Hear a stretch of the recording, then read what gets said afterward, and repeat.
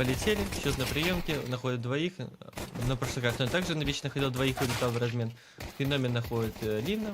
2 игрока в коннекторе, 3 игрока в коннекторе ретейк будут устраивать. Один остается на тенеке, один в 2. Но тенеке уже клатчил на прошлый раз такие вещи. Может на этой сможет. На тенеке против Гизми. Ой, какой хороший хэдшот. И Рю прочитает и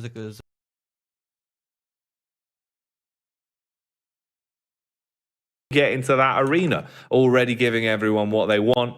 I mean, at this point, Elisa, it's always delivered. Every time we get round towards the Invitational, towards the Masters, there's always some crazy storylines. When we get there live in person, it's when we save the best till last. So we'll see which of these teams can now finally command those spots, as there's only a few up for grabs in the playoffs, of course. Yeah, when you consider that Heroic are off the back of some really impressive results, you know, they looked like they were a dead team walking just a few weeks ago, and now they're starting to turn everything around, like looking like a legit as hell team. That really makes that second group that little bit more interesting for me, especially because, you know, coming into this, if someone said to me, do you think Heroic are going to win any tournaments anytime soon? I'd have been like, hell no. Like, it's not happening, right? Like, Dexter, tons of visa issues. Nertz wasn't at that level we knew that he was capable of. Tessus wasn't playing that well either.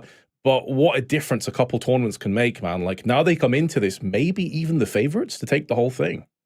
Yeah, maybe they can come out swinging, do some real damage. It'll be sick to see. I think there's some potential dark horses scattered in between both groups. So there's room. You never really know, Vince, right? Once you get onto the stage, let everyone start working their magic back in person. We'll see. We'll see if there's any surprises in store. All in all for today, though, I think we're in a pretty good spot in terms of the games, right? Obviously, setting it up so you understand the format of what we're working with. It's going to be 2 BO1s to open us up. And then, like Vince said, BO3s the whole way through until we know the teams that are walking out of Group A. So let's dial it in a little bit. MongolZ taking on Yano being our first head-to-head game. Yeah, and, you know, the Mongols coming to this in some pretty fine form. They just finished 7th to 8th at Rio, which was stacked full of very impressive teams. Obviously, the Brazilians doing pretty well there on top of it. And they've been playing pretty much just top-flight opposition for quite some time. There is a big discrepancy between these two rosters, and I don't want to put any sort of like dour kind of feels on this one because there's a lot of veterancy and experience when it comes to Yano, but quite simply put, they've not been playing that same level of opposition as the Mongols, and you can see it reflected in the world rankings, 171st against 13th in the world. Yeah, MongolZ been grinding, right? They've had a pretty good year for themselves. You took the S-tier tournament, Yala Compass. You're able to pick up a LAN win there, get some good vibes on LAN for the team. And all in all, I think, you know, MongolZ are definitely one of those squads that I've always wanted to see even more from them. So every time they take a step, you're always just going, oh, yeah, where's it going to end? How far can they push it? Overall, putting themselves in a pretty good place in the world rankings, taking some notable results as of late as well. Always an exciting team to have on your screen. So no matter what, we've done well when we get a group that features the Mongols. And I think for them, this is another event, Vince, where in reality, the Mongols could be one of those dark horses. This is a sort of run where if they come out, play some of their best CS, where they look very clinical, they look very drilled, and they're able to play with such passion as well. You get those show-stopping moments from potentially each and every one of them. This could be one of those tournaments for me where Mongols maybe do it again. No, 100%. I think coming into this, most people will probably fancy the Mongols or Heroic to take the whole thing if they had to make a guess right now. And so I definitely understand exactly where you're coming from, and I can't really disagree with you. I think one of the main features of the Mongols that makes them such a deadly team is that they don't necessarily have like one out-and-out star player that's always going to be there dropping 30s. They do a lot of the sharing of the lifting. Like, for example, Mazzinho at Rio was their best performing player, and he's typically towards the bottom end. Like, he has some very high ceiling, but we don't often see consistency from him. It's normally like the technos.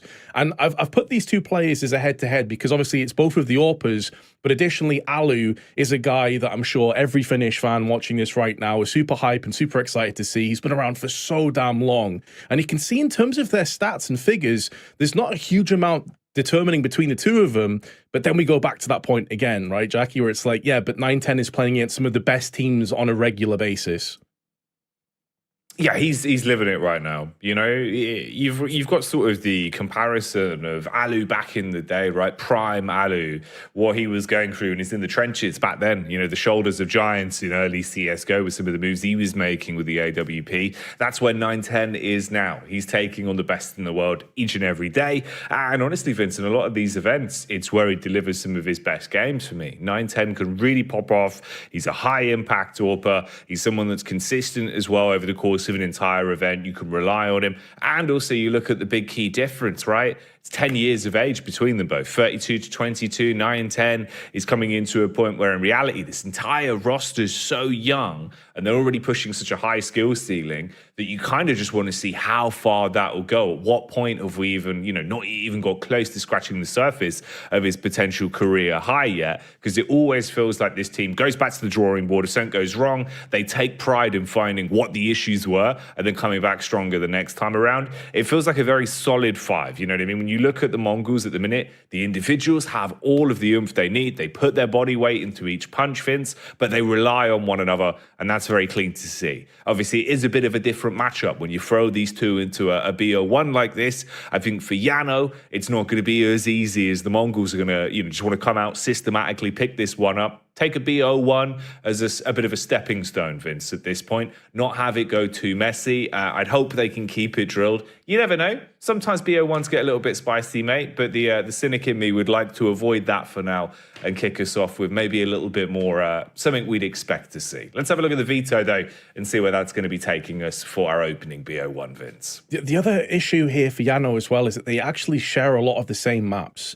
Like, neither team play Vertigo, neither team play much of Dust 2. So even within the confines of the veto, you'd have to favor the Mongols as well, because they're playing the maps that they enjoy, as do Yano, but they're playing against a much higher opposition. So Inferno is a middle of the pack map between these two. They've both played at a fair chunk, both have around 50 to 55% win rate. But again, there's such a massive gulf when you consider that, like, you have the Mongols playing the Spirits and Phases and, you know, VPs of this world.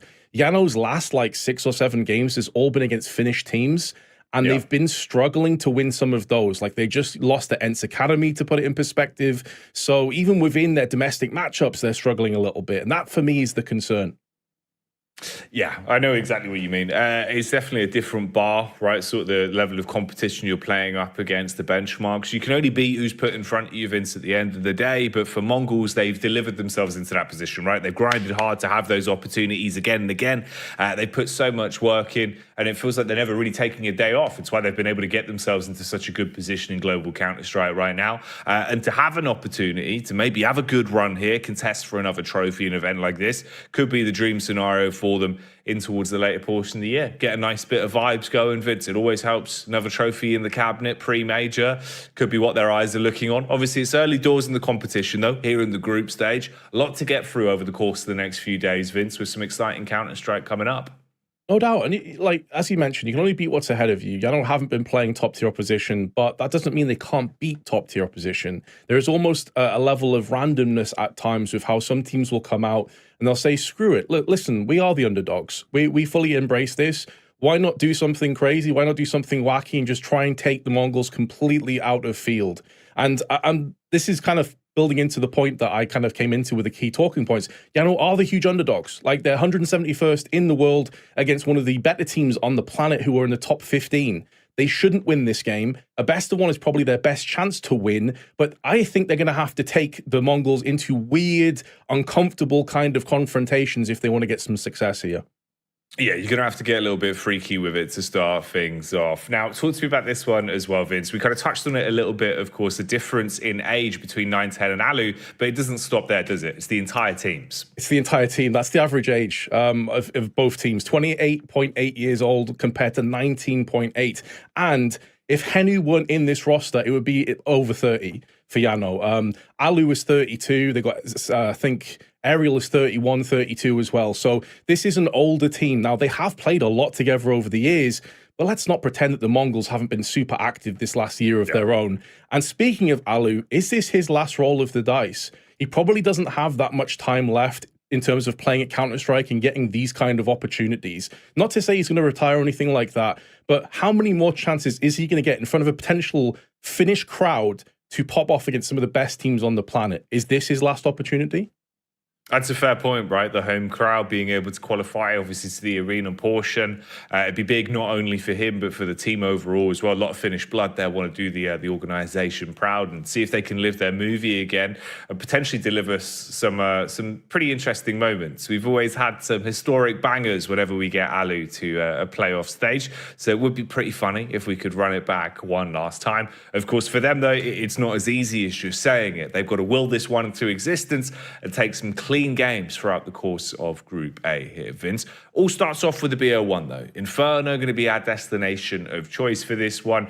Really just curious to see what the form's looking like for either squad. Come out bright and early, see if the Mongols are looking tournament ready, if they're drilled into it. You've also got to just wonder as well in terms of sort of what their energy level is looking like once we send them in for this one.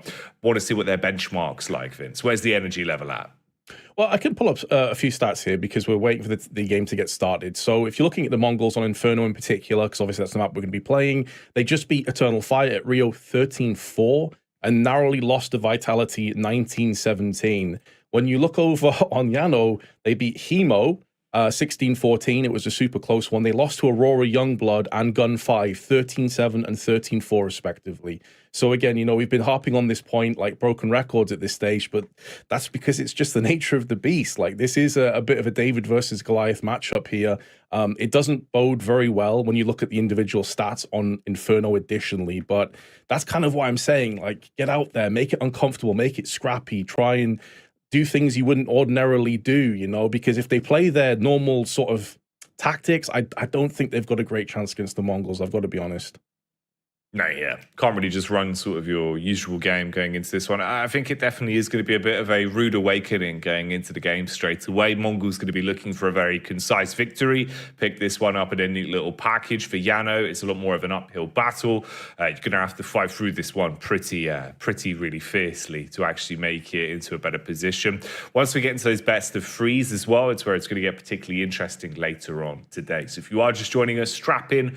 Group A, lot to get through. Two best of ones to start off the day, and then our back-to-back BO3s as well, so we can see who's going to be making it on in their journey here, Vince, in the group stages. We run it all back tomorrow as well. We'll go through Group B and set the stage live for the clash that's going to go down in the arena. Yeah, and we can also expand a little bit on the rest of Yano players because we mainly spoke about, you know, Alu there, and for good reason. He's the most famous player on the team. He's had such a crazy career, like FaZe, Optic, ENTS, NIP, like a bunch of other teams as well. His career spanned over 15 years. Like, he is a proper veteran in every sense of the word. But then you have a bunch of other players alongside him that fill a similar bracket. Like Yuho is here, X7, Ariel, a lot of Finnish fans, and even like just Counter-Strike fans in general. Remember, some of these guys played for Harvu. They played for ENTS in the past as well. The one player here that I don't know as much about is Henu. And he's actually like one of the players that you're looking at in terms of the statistics to actually do quite a lot of the heavy lifting. He's 22 years old. He's had a much shorter career, obviously, than the rest of his teammates who have all been around the block many a time. And so I think if they're going to have a chance, I think Henu also needs to have a pretty huge performance himself. Like, he's going to have to come out here and swing quite a bit. Absolutely, bud. I think this is definitely one of those matchups where reality, it's a make or break kind of game, right? Because you're thrown into a BO1, fingertips sort of grasping at greatness, being able to take the fight to the arena where you can get a bit of a different environment to it. Sometimes it brings up that energy level. You've got the crowd in front of you. Like you say, it's a hometown event for some of these players as well. So it would motivate you a lot more when you get to that stage. But actually making it there is going to be a lot harder. Of course, you've got to come in fresh in that studio environment, try and dial in as quickly as possible and not sort of have those voices in your head when you're playing these matchups. Try and rise above your usual level. Whereas I think for the Mongols, it's probably a bit of a different mindset for them. You know, with you coming into it, I feel like you'd be a little bit more relaxed potentially for the Mongol side. Honestly, even just with their overall body language, every time I've seen them at events like this as well, it doesn't feel like it sort of, you know, bears down on them too heavy, Vince. The weight of the world never feels like it's really on the shoulders of the Mongols unless it is the utmost pressure then you see the cracks show a little bit. But for the most part, it feels like it's always water off a duck's back. They take it in their stride. They keep the overall vibe of the team at a very high level, and they just focus on what they're here for, which is to play the Counter-Strike, get in the server, and do some damage. We do have the player cams as well, so you can see everyone starting to warm themselves up a little bit now, getting their focus on. Always nice to see Alu smiling. Yeah, it really is a part of Counter-Strike history, to be honest. Like, you think of the amount of teams and tournaments and moments that he's had over the years, and it's kind of like a passing of the torch as well to players like Henu. And then on the other side, as you mentioned, the Mongols. It's crazy to think like how composed they are when you have Mazinho is 17 years old, Senzu is 18. Like, obviously, we've just talked about the average age of the team being below 20. And it just goes to show, like, these guys are very green around the gills, but they've got so much experience. This last year, they've really cemented themselves as the best Asian region team by quite some distance and left the rest in the dust behind them. So this is where you kind of expect them to perform. They are very good at beating opposition that are below them. It's typically when they have to make a step up and play against, like, you know, the top 5 teams that they do struggle quite a bit. But we've even seen that change a little bit over the last few months, Jackie, when they've got some very notable wins against teams like Spirit. So they are certainly an improving outfit. The man on your screen right now is Mazinho, 17 years of age. He was their top fragger, their top stats player at Rio. Crazy to think of how much he's performed already at such a young age. Oh, it's wild. You think about the amount of pressure that would usually be on you in that kind of position as well. And also just having to roll with the life experience, right? You'd learn so much. He's traveling all over the world and he's still dropping bombs on the server and looking incredibly confident when you throw him into these positions. Really, really just tons of talent there that this entire team has done such a good job of being able to foster, especially over this year with the rise that they've had. You want to see them keep on climbing. It's always exciting to root for the Mongols and see what sort of damage they can do. We're going to have to switch up the old school quote as well, Vince. It'll be a bit different. You'll have Alu asking if those monsters are just for show. Oh, man. Bring that one back. That's a blast from the past right there. Man, I am really curious to see, though, like how things are going to get started here on Inferno as well, because, you know, we've been touching on the fact it's 9-10 versus Alu in terms of the Battle of the Orpas. Well, Inferno's one of those kind of maps where T-side AWPing's not fantastic, you know, and we're starting to see Inferno become a little bit more favorable towards the T-side. It used to be pretty damn CT-sided. Now you're seeing a lot of success over on the other side of the coin. So I'm not even sure that the economies are necessarily going to supply that many AWPs, depending on how things start. If this is one of those really rocky back and forth games of constant economic game of chicken, then we may not see Alu or 9-10 have a chance to flourish. And I would have to say that will favor the Mongols too, because they are completely fine to run with full rifles and just basically run you down. Another element I suppose we could talk about, is I just saw a big yawn there from Blitz, I think it was. They've just basically traveled from one side of the world to the other. Like, you're talking about how Yano are basically like, this is home soil turf for them. Probably didn't have to travel very far, like just straight into the game. Well, complete opposite for the Mongols. They've literally just traveled around the world the last few days. Yeah, exactly. You've flown straight in, sat down, had a coffee, and got ready for the games. That's what I was saying, bro. And I was like, I do wonder what kind of like the energy is going to be like. I mean, overall, it seems pretty all right for the meantime. Getting themselves dialed in, taking the shoes off, having a little sip of water, getting the last bit of deathmatch in for the warm-up. All in all, could be way worse. So, I mean, they're here, Vince. They're in the building, and that's all I'm worried about. I'm glad at least we will get a bit of a clash between these two. Last-minute checks, get everything set up, and then we should be ready to kick things off here with the Elisa Masters. This is going to be our group stage debut, a bo1 between Yano, the hometown heroes, and of course the Mongols. We'll see what they can get up to. Inferno being the map of choice for this one. Yeah, it is quite a funny juxtaposition. The idea, though, of Alu just hopping on his bike, cycling slightly down the road. The rest of the team's already waiting at the studio, and the Mongols have just flown in. They've had to go through customs, and let's see what they'll be declaring on the server. Probably a whole bunch of lefts, rights, uppercuts, jabs, and everything in between. But we'll see. I mean, Yano, they've taken a fair few punches over the years. You know, they are a very experienced bunch of players, and that extra motivation, that extra incentivization to make the playoffs, to play in front of your home crowd. And let's also be real about this. Yes, ENTS have a rich history in Finnish Counter-Strike. You know, Natu was heavily involved in it. They had, you know, Finnish rosters for the longest time, including Alu himself playing in there. But now they only have one Finnish player. It's a mixture of nations, a mixture of nationalities. So the only real, like, rock solid Finnish roster that is going to be playing at this tournament is actually Jano. And that extra pressure may break them, but it can also make them. Some players really thrive off this. Sometimes it dials you in, really. I think it's one of those where you shape up a little bit because you want to, you know, rise to the added pressure you've put on yourself. Depends on the individual, depends how you cope with it, and especially at this point early in the tournament as well, how fired up you are, I suppose, and using that mental side of it outside of just going in, trying to focus on the basics, just play the CS, do what you can. So yeah, we'll see, man. I think definitely more so as well as we get closer towards the arena, it all becomes a little bit more real as well. You start to, you know, have that tangible feeling that you're one, potentially 2 maps away from actually making it to that stage, having that environment in front of you. And we know that it always goes off as well. Every year, it feels like things get bigger and better for Elisa, especially for the viewing experience in person. You want that energy behind you with the grand stage, the crowd roaring, and the excitement that comes with it. A bit of communication going on with the admins as well, relaying the info back over. Getting this one ready behind the scenes. You want things smooth here. Okay, it looks like we're getting knife round played out then, so we'll understand what sides are going to be used here, Vince, and then get ourselves ready for the game. Yeah, exactly. Knife rounds in the best of ones, and once we hit those best of threes, no longer required.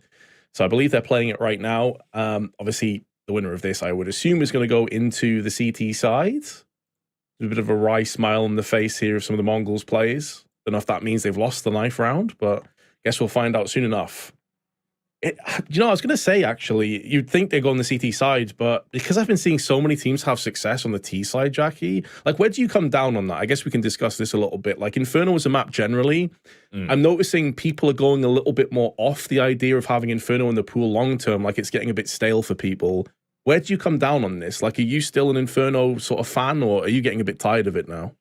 I still like Inferno. I'm still happy with Inferno. I think it's a fun map. I don't know, man. I feel like everyone thinks every map's too stale at this point. That's what you see. Everyone's just like, they're all boring. I've had enough.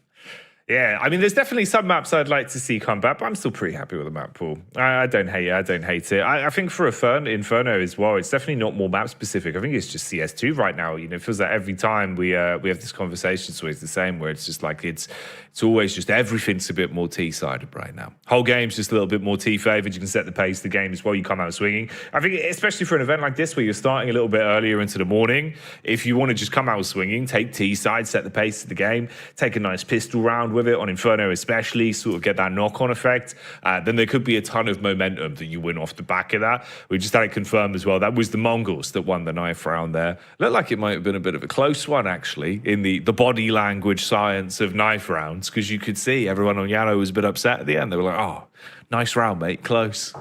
Maybe it was a tight knife, Vince. It may very well have been super close, but now what we know is factual is we're about to jump into the saddle in our first map of the Elisa Invitational Group Stage A between the Mongols and Yano. As Jackie just highlighted, the Mongols starting on that CT side, and Yano will have the pressure applied on them. Yuho with a bit of utility, and the bomb in the hands of Ariel. All right, then. Get yourself sat down for this one, everyone. Grab a coffee or a green tea. Strap in for the games. Let's get into the groups. Let's see who's going to start their journey towards the live finals here for the Elisa Masters. And he'll be playing in front of our hometown crowd. For now, we kick it off then on Inferno. Mongols playing with pace at the minute, keeping their cards close to their chest and expecting a bit of a slower round from Yano. He sat up inside of mid-Vince in case there was any shenanigans, but no pushes from the CTs. First bit of utilities thrown out, so they smoke off arch side and look for a burst towards the A site. Mazinho wants to get to those masses as fast as possible. Those Julies posted up close. Time dwindling away. There's still plenty on the clock, but he goes in for the wide swing. First frag is his, but Alu returns fire, and that should open up business for the site. It's going the way of the Finns right now. Yano with a 2-for-1 trade and a post plant on top of it, but 9-10 is keeping them sharp. Whittling down numbers and leaving them in a 3 versus 3. 9-10 on the assault, up short. Walks in with the USP. ssenzuu has the flash as well. He dips back to try and prime that one. Wants to pop flash in 9-10 and Techno. Then you've just got to hope they can hit their shots. Turn from aerial. Good adjustment. The Glock's firing off. It's a nice pickup. Alu trades it back. Yuho on the site cleans one. And it's all on Techno to do the damage. The Deagles firing away. The Julie will connect. But with too little time on the plate, the round will go the way of the T's. Huge. Just runs out of time at the end. Techno out of gas. Will save and keep himself alive, but it will be Yano that claimed first blood. And again, with this being a best of 1, that's going to catapult them significantly forward, but they've got to make sure that they keep things going in check. You can see the odds there so heavily in favor of the Mongols, understandably so. We've already painted that picture multiple times. We don't need to go over old ground, but Yano so far have come out swinging. And interestingly, they decide to invest in 4 assault rifles and just keep the 1 MAC-10 in play, knowing that the Mongols have gone in for their own force buy.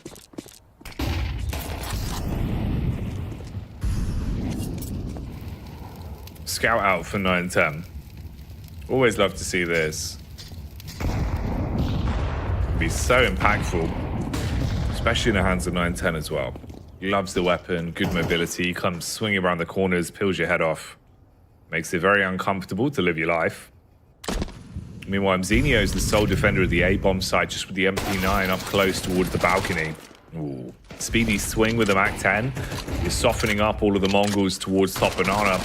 And they actually scarper on this one. Meanwhile, a lot of space slowly being encroached on by Yano as well. You're walking up on quad side. There's the peak from Mzinho. Actually just swings towards balcony, hits the head of Henu. So a nice opening frag.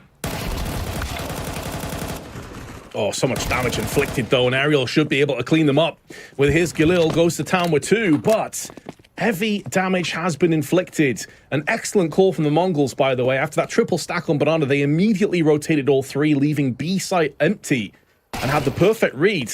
And MAC-7 at range pops the dome of Mzinho, but he may not realize that ssenzuu is also here. He's doing his due diligence, watching for the banana, and ssenzuu will pull the plug and get out of there, likely for a save. That AK is going to be worth so much into the next round. But let's see if he decides to go around the world and maybe try and go for this yet. In fact, he is putting himself into a position to potentially go in for this retake. But he has no kit, just the 1 smoke. And with the smoke in his eyes now up on the CT side, I mean, his chances of getting anything done here are so marginal, so slim. So he will pull the plug and back out. Wise decision, but it allows Yano to extend their lead to a 2-0.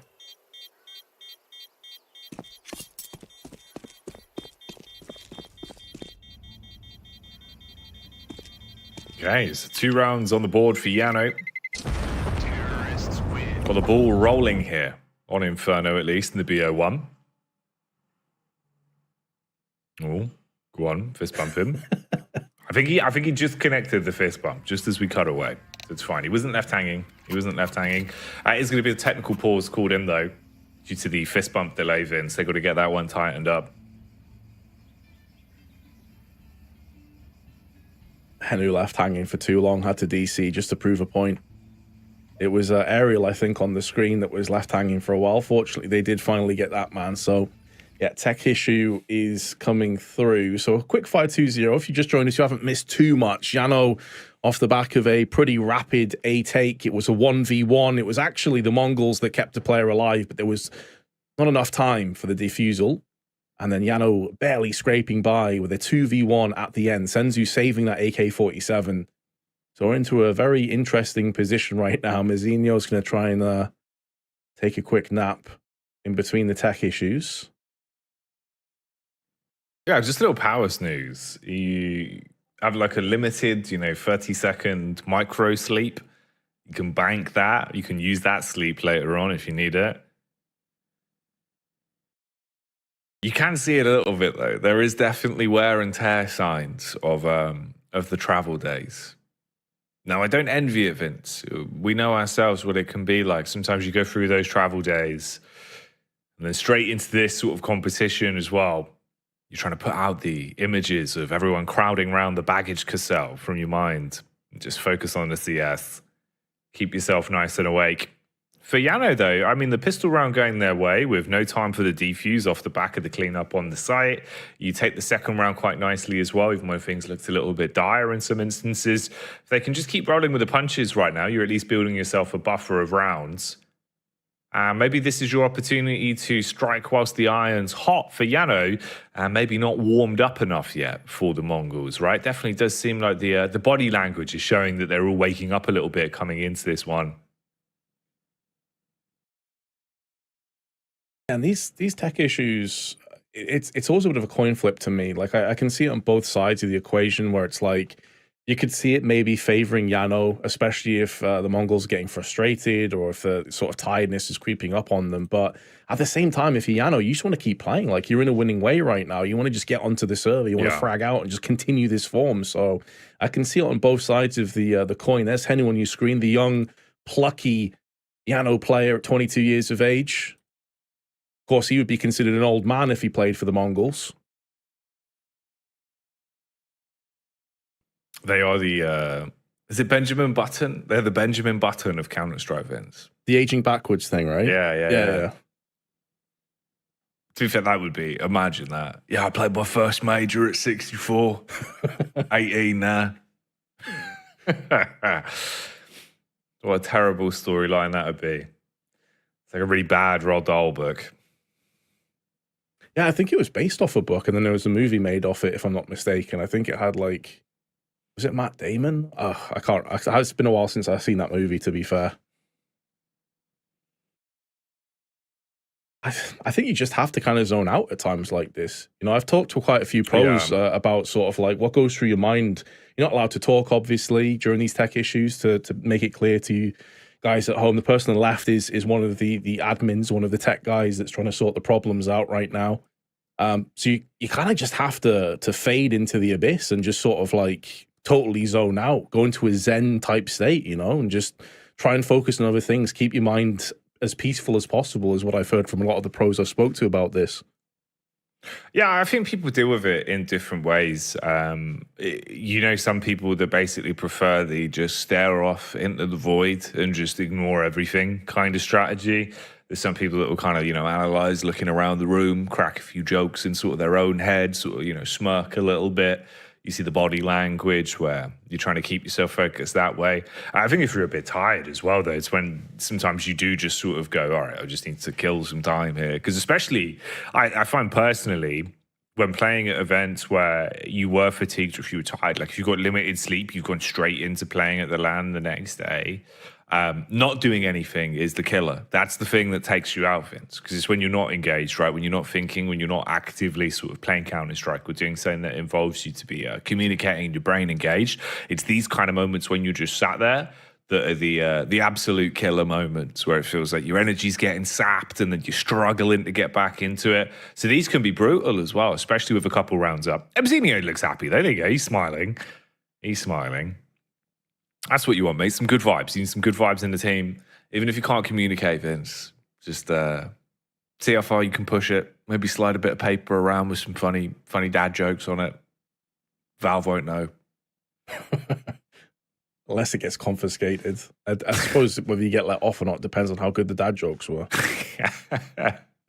But yeah, I totally agree with you, man. Like, I think that is the killer. Anyone at home, you don't have to be even a pro player to understand this. Like, if you've had an all-nighter or you've been struggling a little bit with sleep, like the worst thing that can happen is that you basically just sit there and you don't keep yourself busy. Yeah, you know, that's the killer. It's keeping the energy levels at optimum levels. You know, keeping yourself in the zone, whatever you want to call it, the equivalent. And it's very difficult to do when you're going from being in that moment to suddenly, oh, we have to sit still now for an unknown amount of time. It could be 2 seconds, it could be 20 minutes. Like no one really knows, depending on how bad the issue is. And that is the killer. Like absolutely 100%. And I think that's what clearly the Mongols are going through right now. Make no mistake, though, it's not like Yano are completely exempt from this. They themselves are also going to be frustrated as well, and for different reasons. They're in a 2-0 lead. But yeah, fingers crossed it can get sorted pretty soon.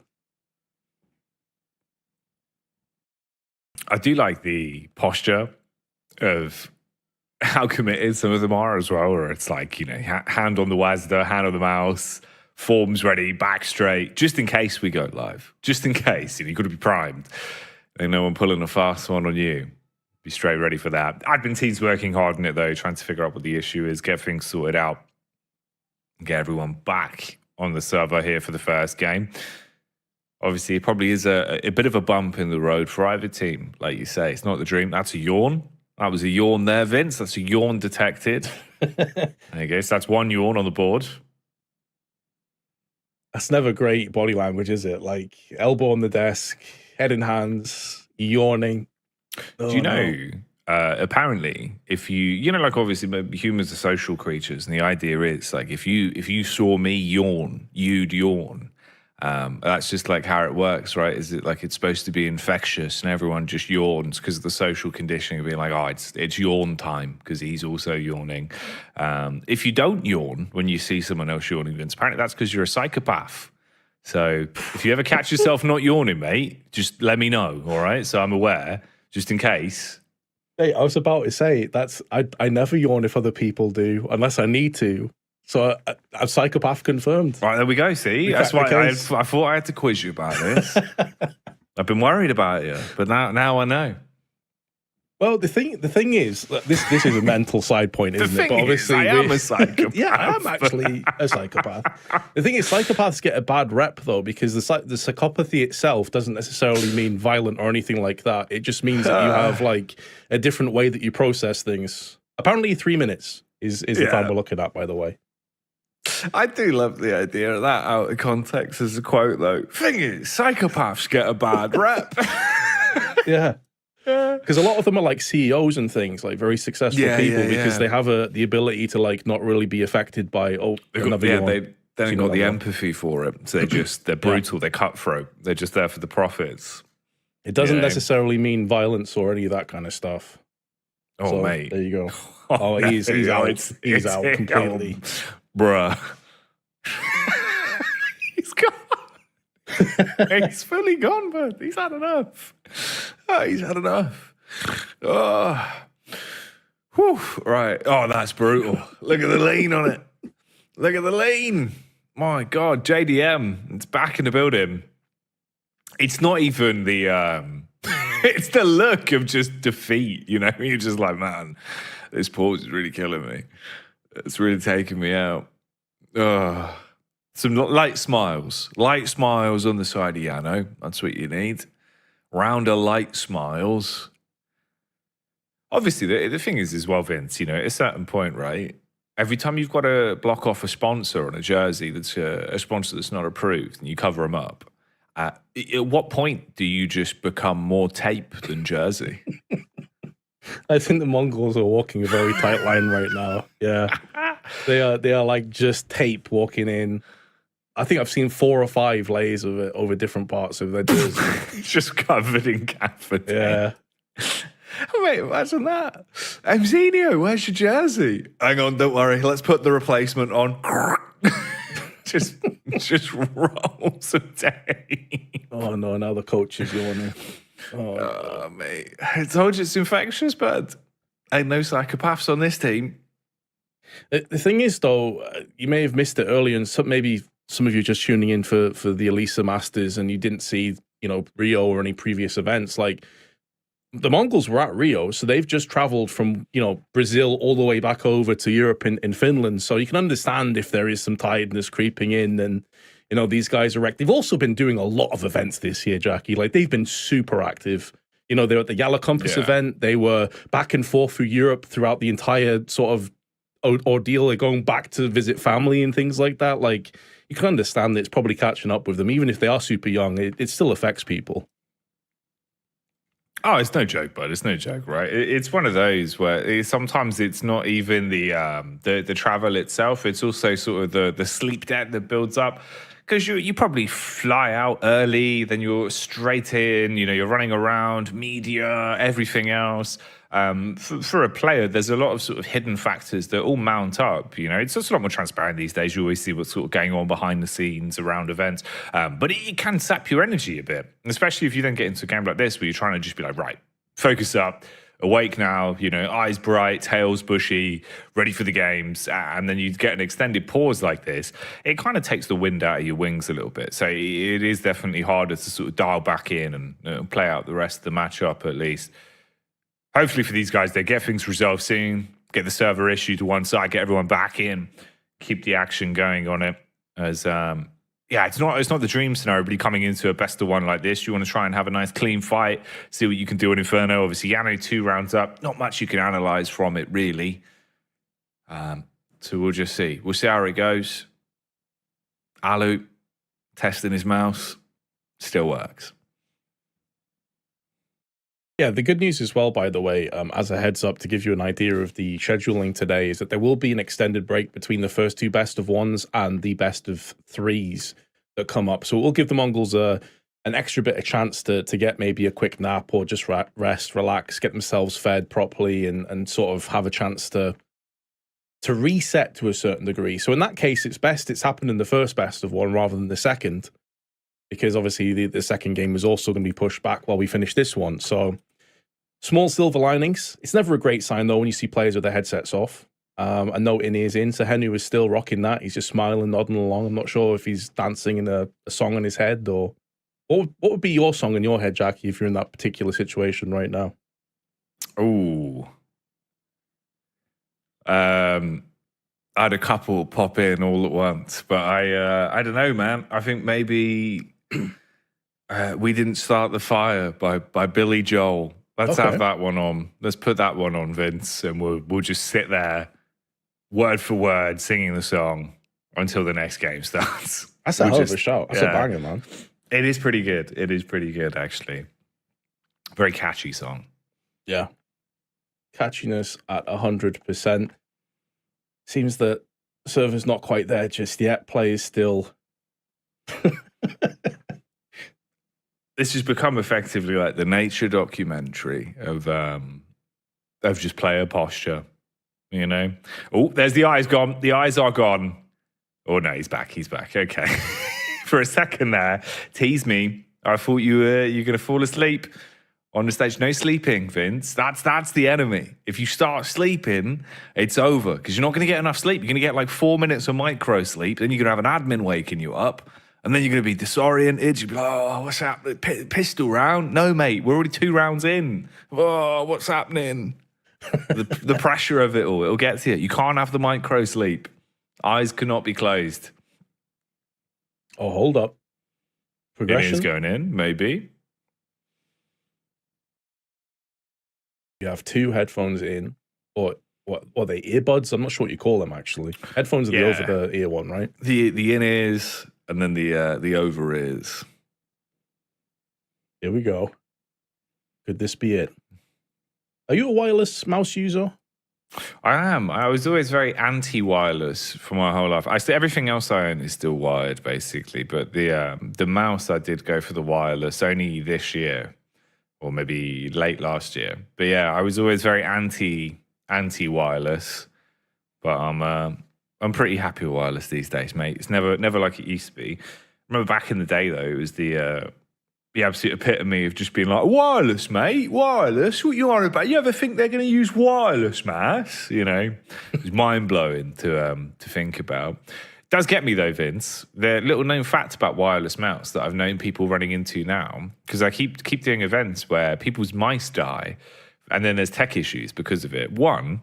Charge your mouse if you've got a wireless mouse. 2, did you know that most wireless mice, when it goes to sort of like the last 15 to 20% of their battery, they go into like a low power reserve mode. So then the sensor doesn't track as accurately. So there's all these people just not charging their wireless mouse and then being like, oh, my mouse is feeling weird. You charge your mouse, Vince. What are they doing?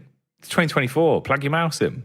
Yeah, I can confirm that. That's happened to me a few times, and it is really noticeable. It's like your DPI settings are all messed up. It's like if you imagine just playing on some random person's mouse, it feels like that. So yeah, 100%. It is kind of mind-blowing to me as well when it happens to pro players, because it's like guys, this is your job. Like, surely you are properly dialed in. You're making sure that the thing that you aim with is as accurate as physically possible. But, yep, still seems to happen. I've just been told it's going to be 2 minutes, and then we'll be back on the server and live. So fingers crossed that we can get back into our very first best of one here at the Elisa Masters group stage. Oh, yes. First game, first BO1. Hopefully, a lot of exciting CS in store for us today. We got 2 BO1s and, of course, 2 BO3s. Preceding that, once we get everything sorted out, we swapped the SSD, we've got the server rebooted, we got everything behind the scenes cooking along. So hopefully once we get the all clear from the players and the admins, we'll get back in. Now, this is a new one. All right. See, this is interesting. Now this is almost at airplane levels of sleep ingenuity. You go for the arm out almost as a pillow, and then the extended arm over, holding in the crease where the elbow is. So you get the extra bit of pillow as well. Haven't seen that one before. That's nice, actually. That's quite an advanced stage sleeping tactic, Vince, because the problem is obviously the lean back in the chair. That's relatively user-friendly. You can do that at a low level of sleeping at LAN. The arms folded on the mouse mat, that's a high-tier sleeping strategy because it's very obvious as well to everyone around you that you are trying to snooze. You know, the other thing I just realized as well is like all of the... Oh, we're back live again. Awesome. But all of the clips that we saw was for Blitz, who's actually the IGL of the MongolZ as well. So he's just pieced out and he's their leader. We'll see if he can bounce back, though. See if we can see that tenacity, that ability to just snap it back on again as the MongolZ live back into this. And they are going to have a fair few rifles in play as well. Just Mazzinho down to a Deagle. Okay, let's see if they're refreshed off the back of the power nap. Ooh, for 910, maybe still sleeping as it's Henu. Plugs straight back in and hitting heavy with a Mag 10. Blitz looking for the reposition close towards mid. Span through the smoke's good, trying to conserve his ammunition as well. But the quick switch to the secondary nets X7 the trade. That should be the save. Senzu and Techno 4K, no real hopes of getting anything into this round. Senzu's already got the hell out of there, and Techno needs to follow suit. Maybe looking to see if he can pick up the fallen weapon, the M4A1S that was in the smoke. Oh, this is so audacious. He just lost his FAMAS because of it. Bruh. Senzu was already out of there. Greed is not always good. And you've gone from being able to save 2 rifles into the next to 1 at best case scenario.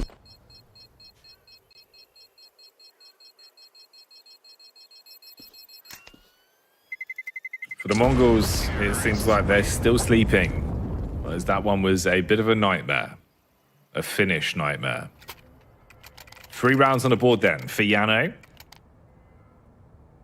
And for the Mongols, it's going to be starved off for a little bit longer before you really have a fair chance to spread your wings, come out fighting into this one, about 3K across the board. So the buy will be there. You're going to have to make concessions in a couple places, though. So no real firepower on 910, Techno, or Amzinio. That's just pistols. Double Deagle 157. Very limited utility. And basically a hero round relying on Senzu popping off with the AK and Blitz being able to be stalwart on the defense with the M4. Senzu takes an aggro peek down Banana as well. So he's looking for an opening pick and then wants to fall back.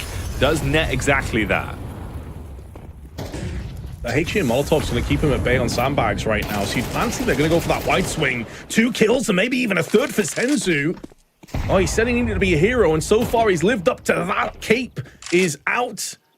And the grenade lands flush to the face of Alu. Senzu single-handedly shutting down 3 and keeping Banana control.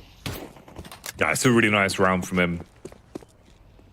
It's uncomfortable in terms of the stature, the weaponry you went into it with for the Mongols. So Senzu knew the win condition, plays it to perfection, takes the first fight, goes back in for more, churns them down at Banana. Weapons to be recovered as well. So AKs being passed back, rearm the rest of the team, and make sure you play for survivability as well. Senzu with low health, fall back, stay alive on the bomb site, no reason to throw away the armor, the kit, and the deagle. And for Yano, put pressure on them. 2 versus 5. 40 seconds on the clock. You make your move up towards top Banana. Utilities there to work with. I mean, double smoke. You got the flash and the Molotov as well. And you can smoke CT. Ooh, first peek's good. Ariel finds the connection onto Techno. Can Senzu stay alive at the back of the site? He's isolated for the time being. Puts a lot more pressure on his shoulders. Very capable shoulders, and ssensuu puts the bullet in the dome of Henu before Aerial pivots round and gets his third kill into the round himself. He has to stick on the bomb, though, with only 5 seconds, and Blitz will make the most of it. But that's all about ssensuu. Take a bow. A 4K in the round he had no right to pick up. That's beautiful. Really nice round from him. Played with confidence towards Banana. First frag was tidy. Sequence was good from that point as well. Use of the HE to take down Alu off the damage. It was a nice headshot as well. This one makes the world of difference. From the back of the new box, the little connection with the Deagle blows them away. And that's an important round to pick up. First on the board. So finally one chiseled in for the Mongols. Reinvestment preceding that as well. 910 gets his signature weapon, the AWP, for the first time. And the utility count is vastly better for the CT side. And because of the consistent hemorrhaging to the economy of Yano, they're pretty much in the do or die round already. And they've lost the first player. Jumping shot though onto ssensuu, and a second for Yuho, both with them at 10. The 910 lays down the law with the AWP on a double, however. And although Alu picked up his own AWP, it's not going to see any action in this round.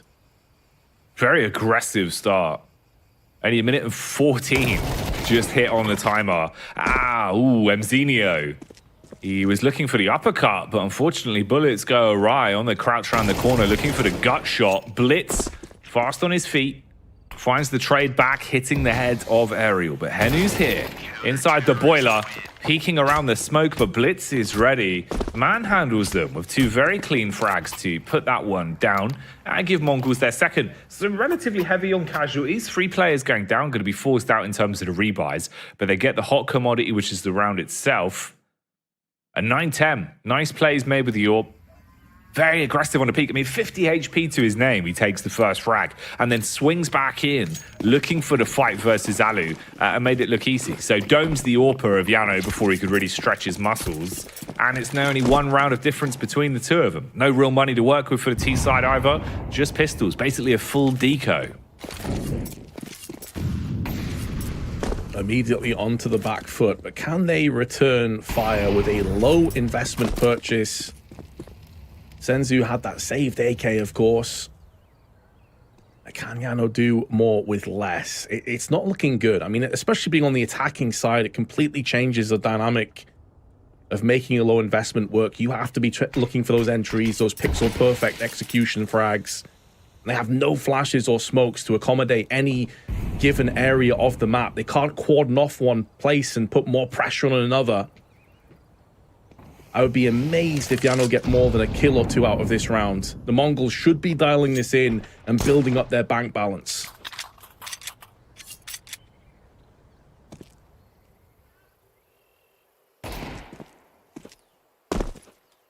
Techno just jiggling, looking for info. As the smoke primes, if he wants to burn time off the clock, leave them with only dribs and drabs left on their push.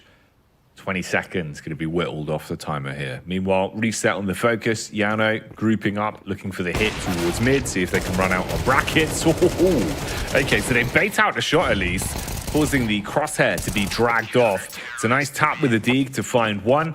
And in the meantime, Blitz goes down as well. So cleaning up 2 players there, forcing 2 rebuys at the very least. Not the end of the world. It's not the dream scenario, but they get through that one. Coming back into it with at least the buy now to work with. All tied up, 3 rounds apiece off the back of the pause. That was a slick bait and switch. Very nicely done by Yano, honestly. I didn't really think they had too much chance of causing much bloodshed, but 2 kills, not too shabby. Mongols not able to fully build up their economy. You can see that 910's down at 650. Blitz just over the $1,000 mark. So those 2 kills can have reverberating effects. But a HE touches down onto Alu straight through middle. Half of his health cut away from him. And with that lurk smoke also put into play, they're going to try and get aggressive, but Blitz gets sideswiped, and Henu doubles up. 910's on the flank. Alu timing on the phase through the smoke. He gets the double dink off with a USP, switches out to the AK as well, walks back around towards Boiler. Meanwhile, Yuho, good reposition, looks for the second, but 910's already found his second target and brought them down to a 2 versus 3.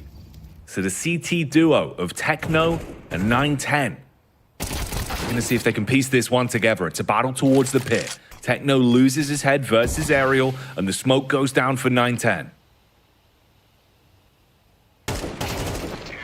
He's stuck in between 3 players at 3 separate angles. It was never looking like it was possible. Credit to Yano, though, man. Like, they are refusing to allow the Mongols to really push down too much authority. And those are the kind of plays I was talking about in the pregame segment. Like, take the Mongols out of their comfort zone, push aggressively, catch them off guard, use that timing window to your advantage. And the outcome is a 4-3 lead, and the Mongols, well, they've put all of their pennies, all of their dimes into this round. 3 MP9s, a FAMAS, and an M4 with no kits and a lack of utility on multiple players. This is a great chance for Yano, and X7's going to just charge straight in. Doesn't check sandbags, but gets away with it.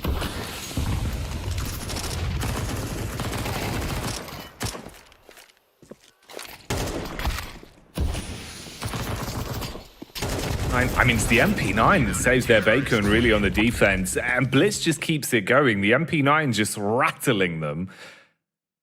That's one hell of a way to put up a bit of a blockade at the B bomb site. We're getting very scrappy though. I mean, tons of aggression. You're thinking about the early round fights we've seen from both of these teams. We've seen the Mongols are no strangers to battling down Banana. They're going to barrel in, look to try and take the peaks. 910's clearly ready for any engagement that comes his way, and he wants to go for it. Quick draw style, just swing out with the orb, see if he can make plays. So already, very scrappy matchup on Inferno. We're going to try and play with pressure. Back to basics here again. It's a battle on Banana, and it's 910 that is punishing. 2 smoke shots, quick adjustment. Out the back of the car, pops 2, and leaves it just on a triple threat of T's. Oof. Such a strong start to the round, and shockwaves onto Yano as the Finns desperately try and clamber on for any small bit of hope that they can muster, but 910 is snuffing it out again with that AWP. Through the smoke, this time onto Aerial. Pure timing-based shot. They've got no real pressure on the extremities of the map, so why not? You have Banana control, use it to the utmost. Now Henu, who has seen quite a lot of success over in the apps, now is on the brink of being left alone, but Alu with the drive-by. Immediate headshot onto his opposite number. Solid at that, but there's 45 seconds left on the clock, and Alu needs to join his teammate. They still haven't really had a full incursion into the A site to dethrone any of these positions, so the Mongols are still looking so powerful in this 2v4. And Senzu, who's been on point, now going to be rotating across the side. It's Blitz that sees the first point to call, but he goes down, and Mazinho goes in with the double. The Mongols regained the lead again, but you said it, Jack, in that last round. This has been so scrappy between these two teams. Yeah, just constantly fighting. Opening sequence towards Banana every time. 910's just looking to take peaks where he can, swing out. The early bouts between these two teams, it's definitely looking like they just want to tussle. They're willing to just run in, fight one another, and see who withstands the killing blows. Yano going to be using their first time out here as well. 1 of 3 called in. Taking an opportunity to put the brakes on a little bit. Then tunnel vision as much, potentially snap out of it. We'll see if that'll change much. Thinking most likely about the next round more than what you're working with here going into the 10th. Limited cash to work with. That's going to be Tech 9s pulled out. X7 with the P250. Bits and pieces as well with the utility. Couple bits of offensive util and the single smoke and flashbang there as well for Alu and Aerial. We go live again though, round 10 on our screens. Let's see if this trend continues. 910E was posturing for a peek down mid early, but the flashbang does counter it. So he recoils around towards arch side, plays a little bit safer.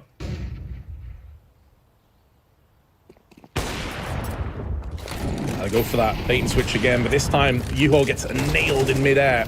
His kneecaps blown out, and as they run into the lion's den, it is mainly Yano being devoured. There is a couple of last stands, potential glory on the table, but it's quickly snuffed out by the Mongols once again, who only lose Mazinho in that round. 6-4, it currently stands, and I've got to get a lot of credit across the blitz here as well, Jackie, because he was the guy that was, you know, full lounging JDM style in the technical issue that we had. It looked like he was basically half asleep, but man, he has really stepped up here. 14 and 6 with 150 ADR. Goodness me. I guess the micro sleep paid off. He was able to maximize a little bit of REM sleep, get the eyes shut for a sec and make it work. Because he's been on fire. Positionings look really good. Aim's been disciplined as well with the shots that he's hitting. It's very cool to see. 9-10. This is where his highlight reel has been building from. Oh, good read with the nades. Wanted to dump that one right on target. See if he could dent the HP even further. Posture's back to a bit of an unorthodox off angle as well, just holding from the front of the site, waiting for the run in. And they've still got nades to work with. Time check as well, coming up close to about a minute on this one. They look to aggressively retake towards top banana. Follow-up nade is tasty, dents them even more. Jump shot off the logs, baits out the flick, and you've still got poise towards the A side. They don't necessarily need to commit to this, and they are going to wrap back on it as well, finding the space you've got inside of apps. There's a quick rotate round towards our side, so it will be a 5 versus 3 on the side. And so far on our player-to-player to watch out for, 9-10 has definitely had the upper hand. 11 frags to his name. A ton of them have been off the back of that AWP. Azinio's going to go looking, and he finds the information he was looking for, but probably not worth the cost. As now apps control goes into the Finn's hands, but there's only 20 seconds left. A 2v5 on this approach. And Ariel claims another kill. Senzu, though, goes in for one, but that's not going to be good enough. And there will be no problem for Yano to get this plant down. Alu also unorthodox forward position, trying to catch the rotations in play. But the Mongols decide better of it. They've pulled the plug to save. They want a full investment in the next one. Yeah, you can concede this round. Think about what's yet to come. Try and get a nice clean half out of this at least. 6-5, room for it to be split straight down the middle. 6-6. If Yano can convert the following rounds, otherwise Mongols playing for a 7th and a slight edge on their CT half. Not the end of the world, at least in terms of what you're going to be bringing into the next with the cash flow. You'll be able to bail out the damage done to the economy with this, with the 2 weapons saved. They can rebuy for the rest of the team, make sure they actually have everything they want in terms of the bells and whistles. You've got utility, and they're not running on empty. Going into what will be quite an important last round of the half here.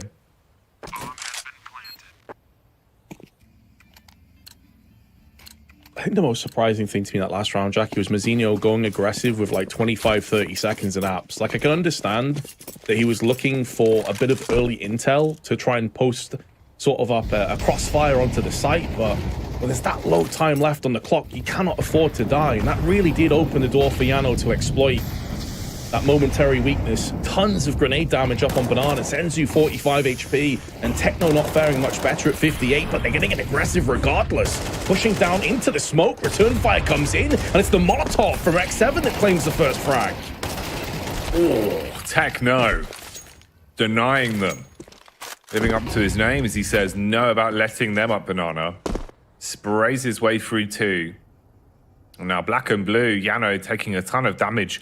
You're brought down to just Henu and Ariel. And they've got to dial this right down.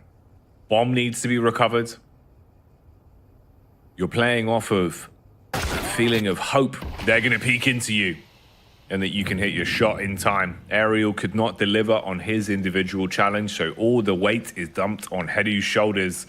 And with 45 seconds left on the timer, this man's path towards a 1v3 begins. First test going to be 9-10, holding the cross from Arch. It is with the AWP, though. Not much room for error on 9-10. If Henu decides to fast peek this, it could be to his demise, but down he goes. 7-5 will be the halftime score.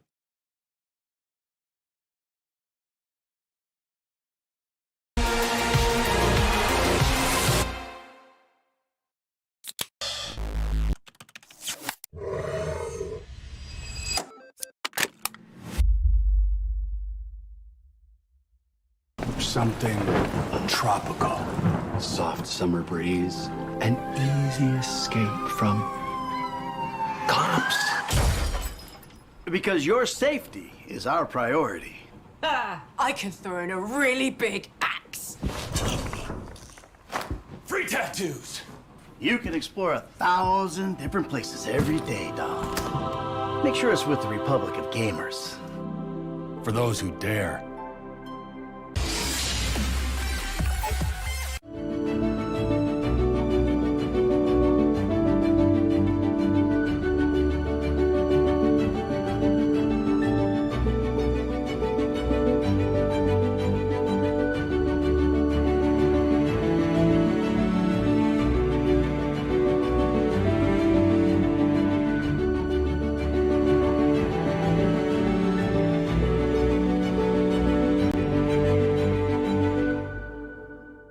Good people, this might be the world's most accurate gaming mouse. It was specifically designed for pro-level gameplay.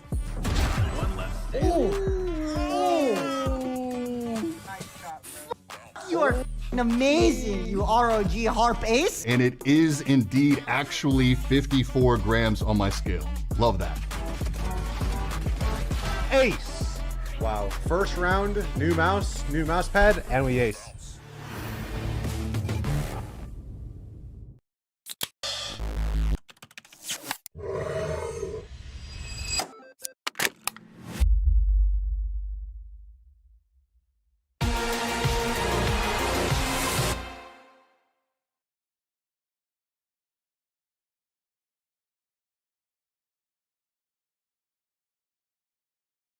All right, then.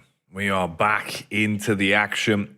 Let's see how things are going to go here. Second half for the Mongols.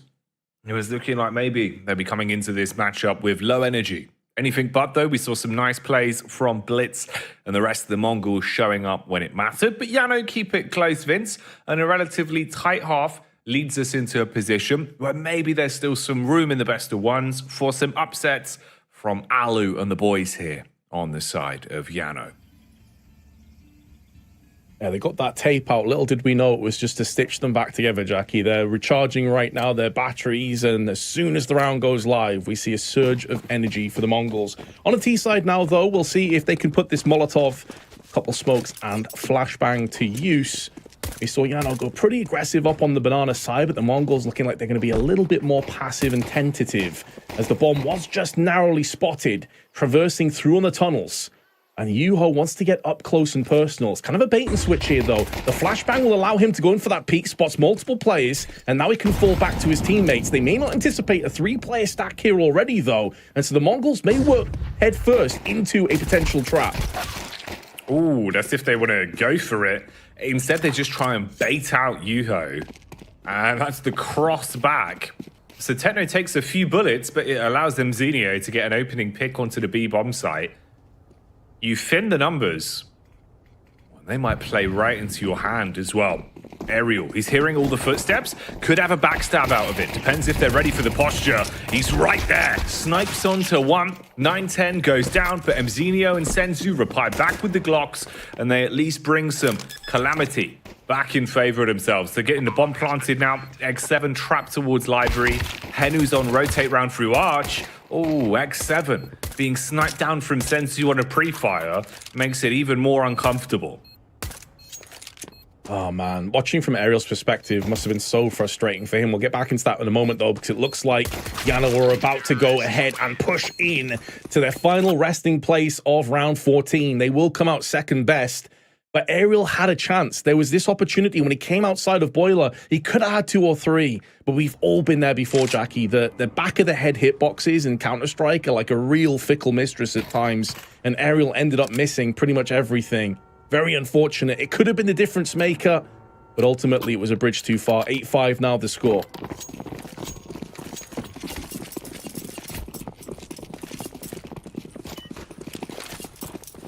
Well, here we go again. Straight back into the fray. SMGs to work with for Yano. Aerial's signature weapon. He's always loved this bad boy. Pulls out the UMP again. will look to see what he can do with it. Meanwhile, it's a 1-for-1 trade, so the UMP of Aerial does deliver. Headshot back onto Mzenio. 4 versus 4 in the battle of attrition. Utility being cast out towards the B bomb site, selling the idea of a potential play. They're going to flash Alu back in for the retake. It's a lot of damage on the 5-7, but he can't convert the kill. Techno shuts him down with a Mat 10. Senzu through the smoke, finds X7 as well off the audio cue. And this gets vastly worse now. Both bomb sites completely open. Bomb's going to go running in towards A. You can get that planted.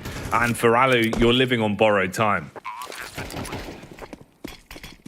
Yeah, the Grim Reaper is knocking at the door right now, and Techno is deciding to take a sledgehammer to that door, knock it down right now, and get themselves that 9th round. And that was off the back of a full-on investment as well on the side of Yano, so they're going to have practically nothing to utilize into this one. The Mongols may have started slow, but they're picking up pace now, and at tremendously fast speed. This will be terrifying if you're on Yano. You know this next rifle round coming up in round 16, looking like it'll be a 10-5 deficit, could honestly be a do-or-die moment. A lot of pressure now starting to swell and mount onto the Finnish shoulders.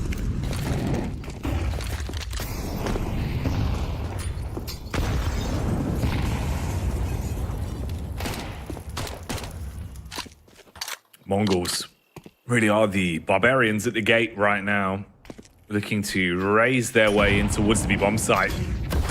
Detonations going off, smoke wall to block off the vision from Yuho. Nade over the top as well, strips him down by 40.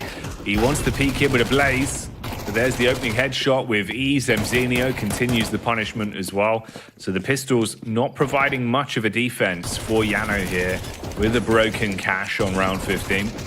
A 10th round inching closer and closer for the Mongols, and they can do it relatively cleanly as well. If they get out of this one with all 5 alive, they're going to be relatively happy with how their start to the T side's gone. Picking up rounds and really starting to project themselves closer to a potential bo1 win here to open things up in Group A. Oh, no doubt. If they can make sure no one dies from the bomb blast, or maybe Henu on the lurk with his 5-7, they can even keep these 2 Mac 10s in play and effectively just treat the next one as a bonus round. You've got a vast lead of 5. You've got a huge economy built up on top of that one. Mac 10's going to go in, rip another couple of kills potentially as Techno gets dinked and kept honest. Henu does come out with one of his own frags, but considering that that's going to be the 2 Mac 10s down, they can easily replenish those weapons and upgrade them into the AK-47. So well done, Yano. You got a couple kills out of it for your endeavors, but now this is the real test. This potentially could be the end of the map for Yano, and the end of this match, indeed, is a best of 1 if they cannot convert from this point. They may get another opportunity, but it's just the vast amount of rounds they're going to be behind.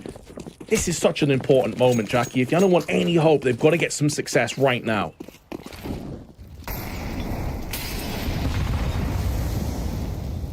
Yeah, you're going to leave yourself with too little opportunities otherwise. 9-10. He's crazy.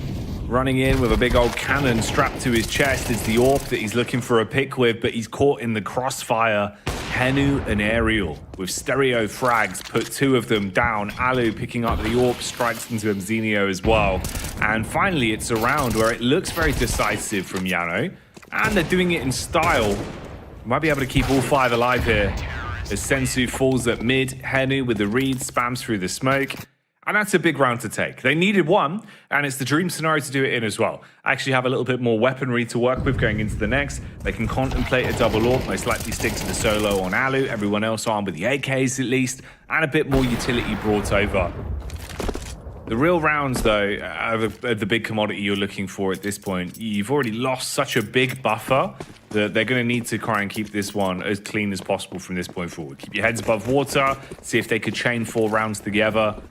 There's room for it, but Mongols certainly won't want to make it easy. Yeah, Mongols with a bit of an audacious...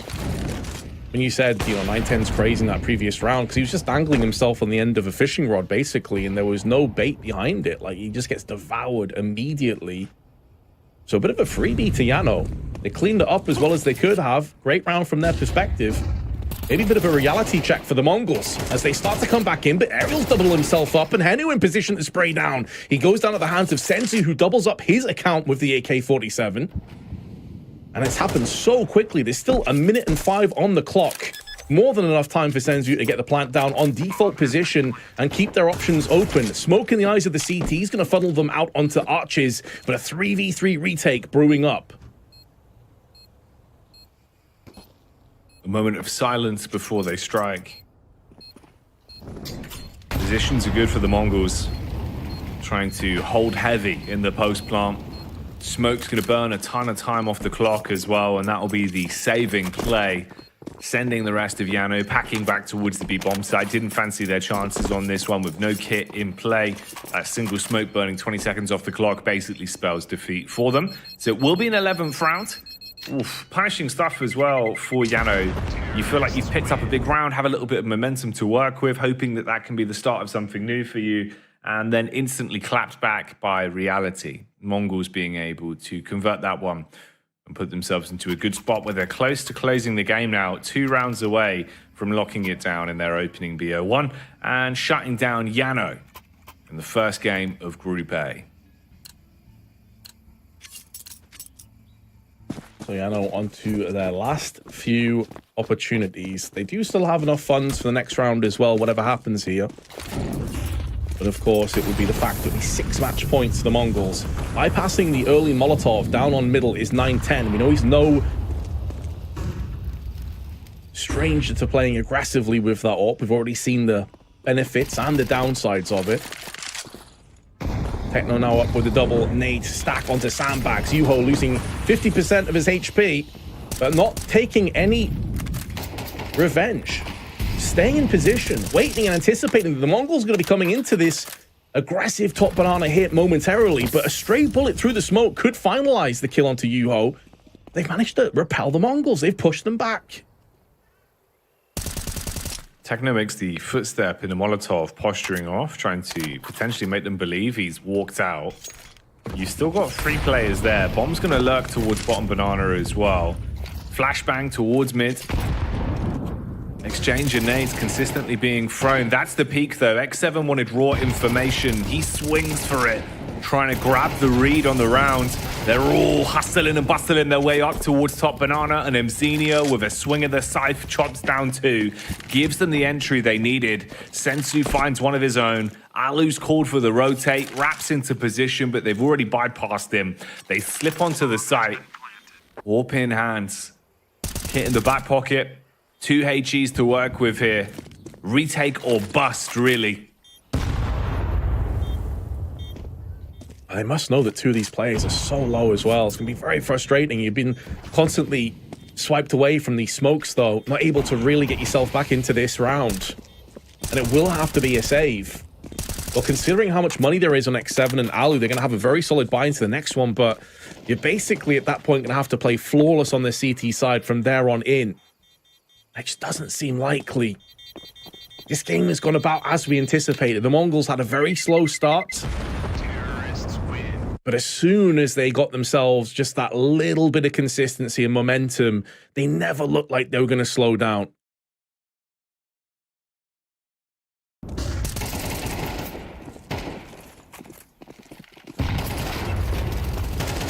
Yeah, in the driving seat, really. So it's super good for them. Some shaky rounds at the beginning, but Mongols overall been relatively in charge the entire matchup.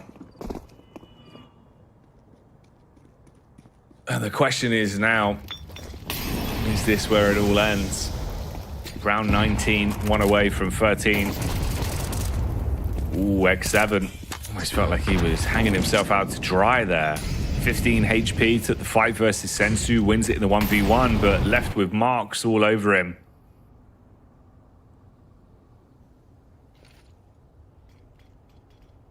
Sensu's done some really great entry work on both sides, CT and T side, getting those opening picks on banana.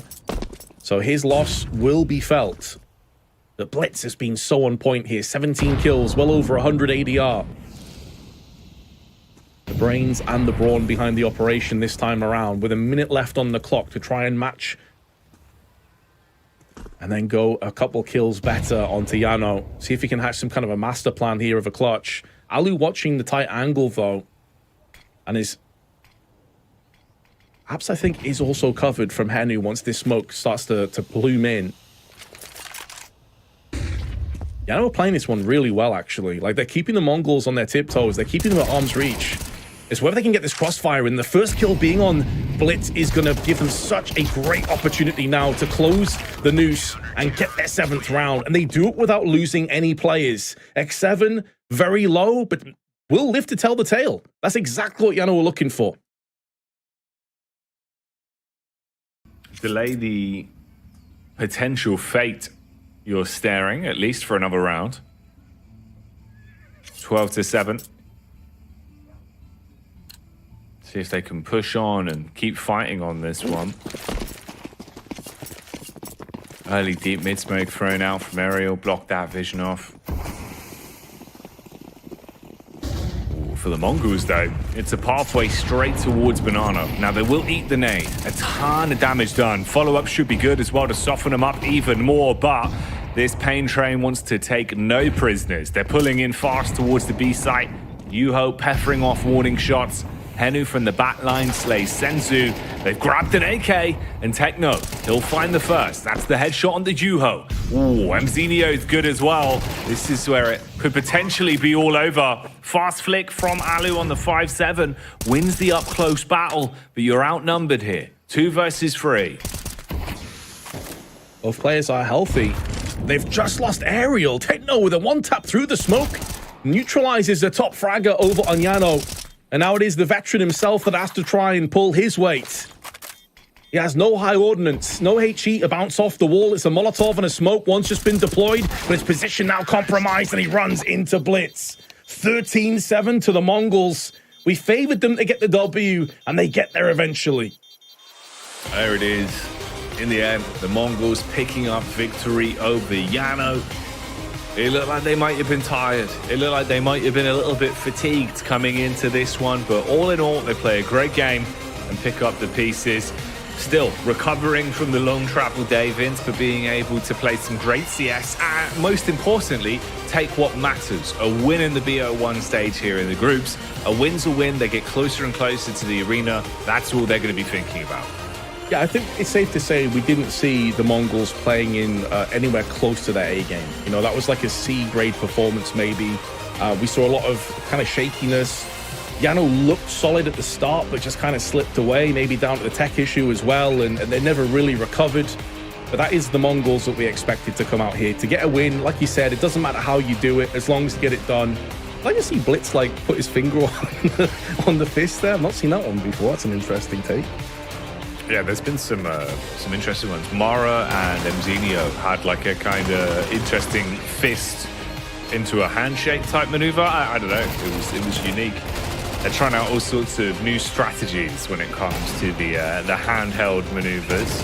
All in all, though, I agree with you, man. I think this is definitely one of those signs where you see Mongols not at their absolute prime, but they're still playing some great CS, which is definitely a worrying element to be up against. If you know you're going to be playing them a little bit later on in the day, maybe they can shake off some of the tiredness now, get sleep out their eyes, wake up a little bit.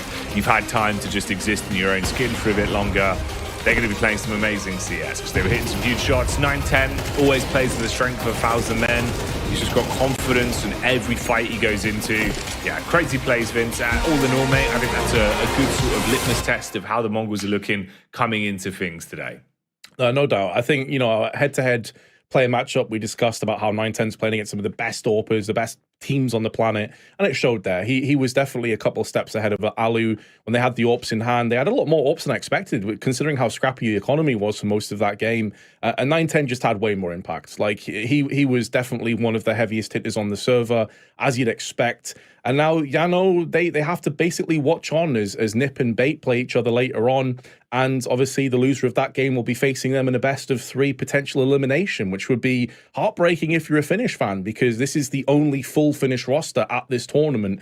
And you would want to see them in Espoo, like playing in front of a home crowd. But that's the nature of the beast. It's a very stacked tournament. I think it'd be a cool storyline.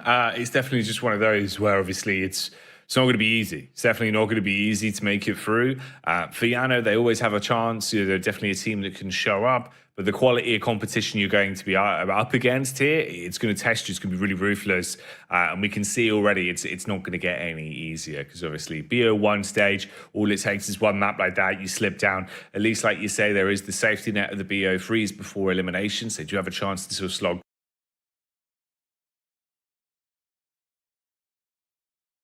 But now, though, we can dial in on our MVP, our epic bet MVP from the first game. That's going to be Blitz, who takes the mantle for this one. And fair play to him, Vince. I mean, you know, before we got into the game, you could see obviously looking a little bit fatigued, the entire team. Blitz was finding some micro sleep, throwing out all sorts of new ways to sleep at his desk.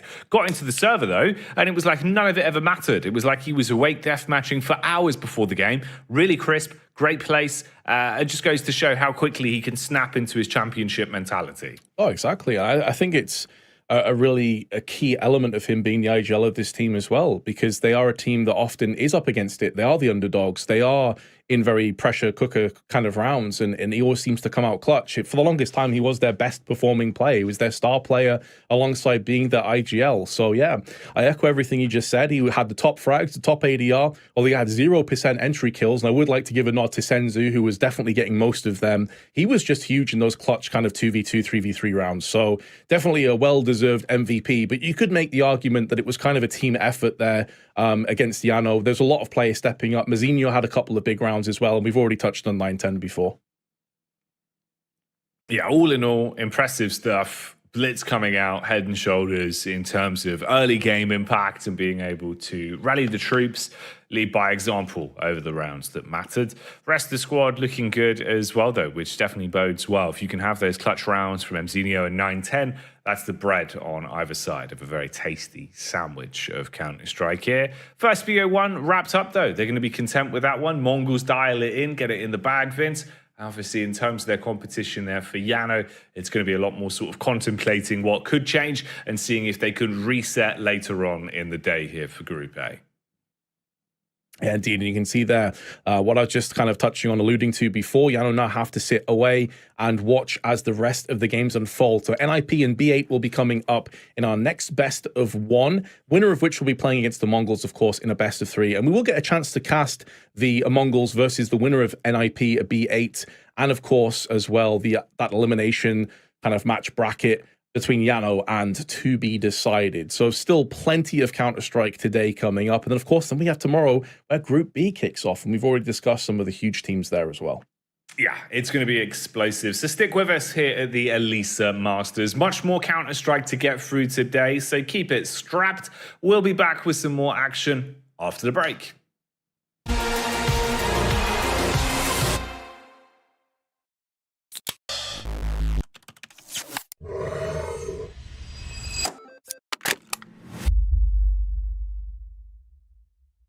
The ROG Azov 75% wireless mechanical keyboard. One of the best gaming keyboards out there. With really good gaming features. 3 additional sound dampening layers for a very pleasant sound experience. These stabilizers are the best. The Azov has the same latency in wireless mode as in wired.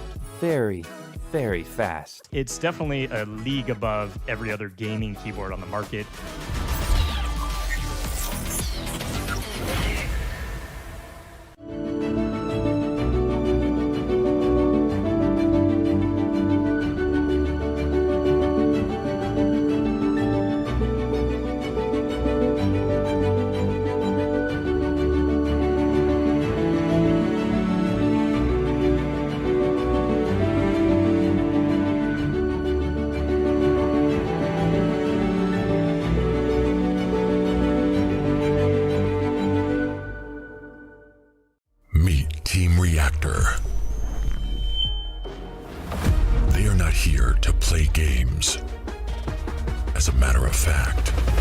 They're not that good at gaming. But when you develop a game, it takes more than just mechanics and graphics to make it a success. And that's when Reactor steps in, so you can focus on what matters the most, bringing your game to life. Reactor. Go beyond the game.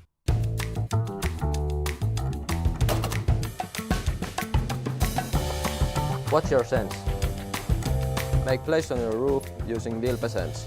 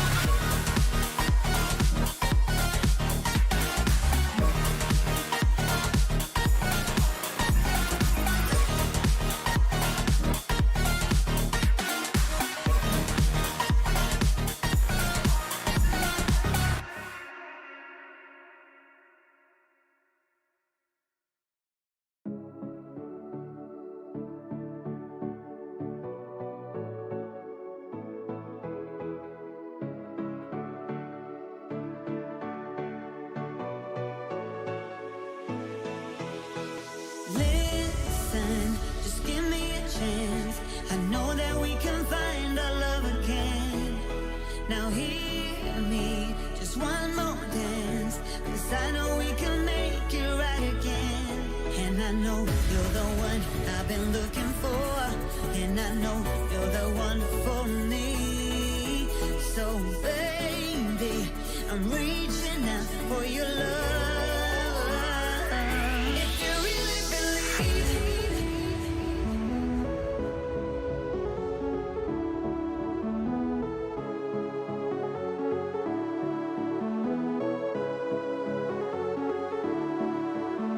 If you really believe.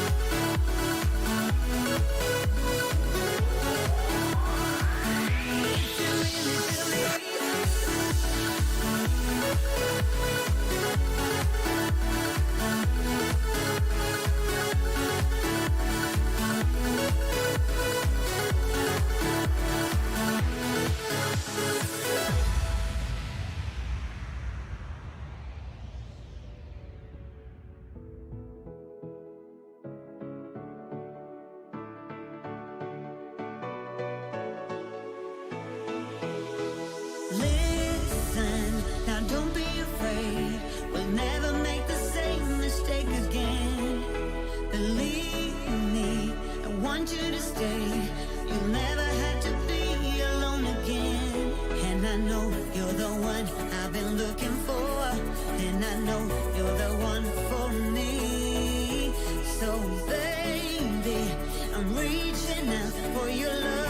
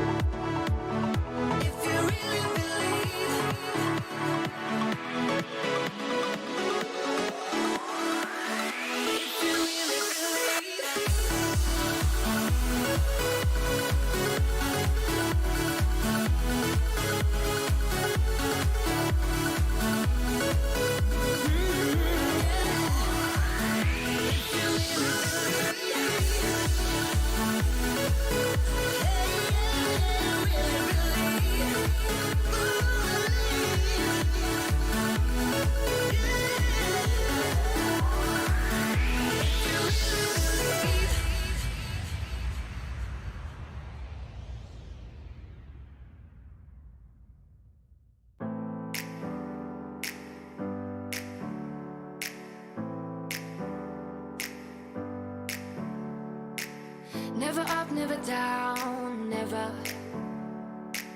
Like a theme in a song, clever. Feeling high, feeling low at the same time. Feels so right, then I'm wrong, hoping I'll be fine. But I get up, I always do. I never think, I always do. Never thought I wouldn't jump, oh what a fool. But if I fall, I would get up again.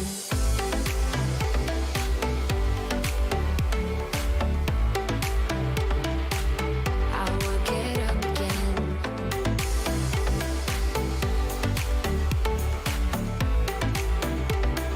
Stronger than I ever been.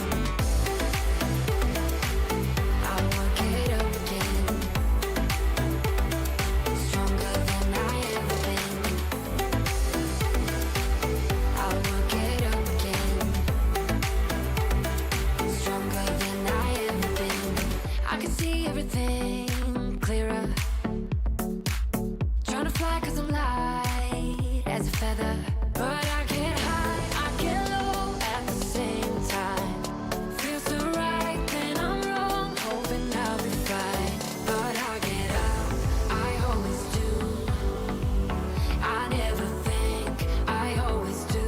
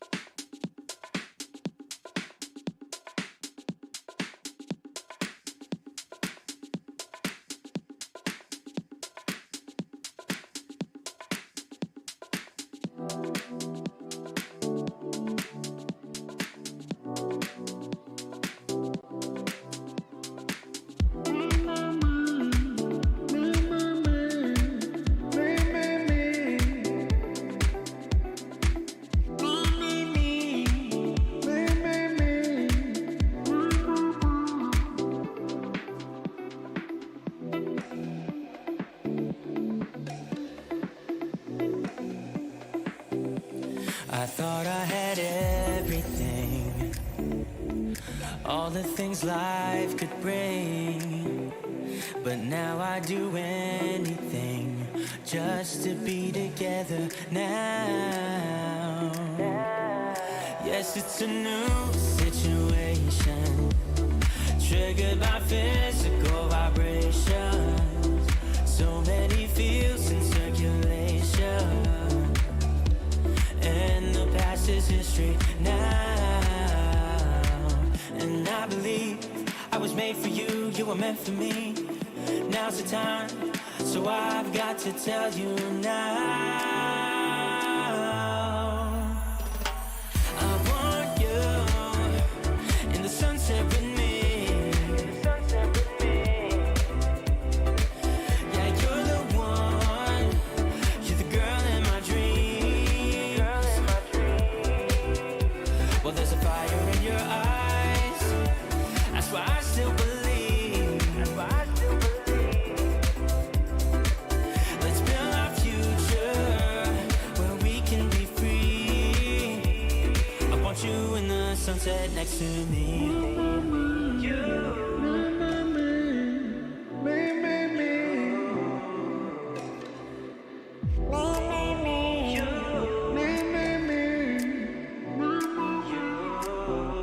Something in our chemistry, you give so much joy to me.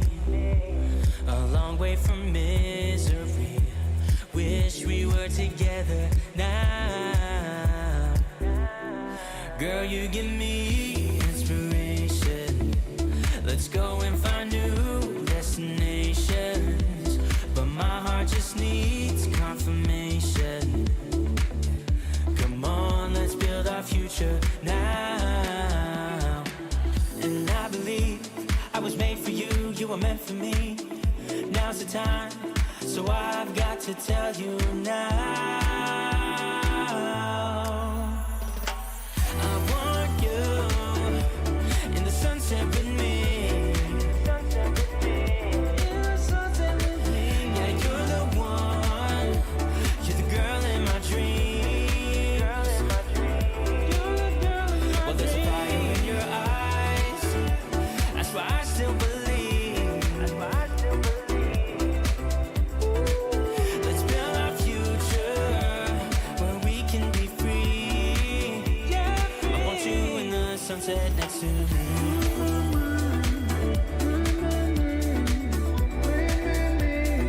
Come on, start a future.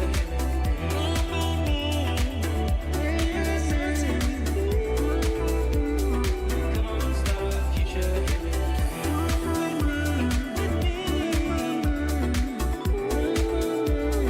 Come on, start a future.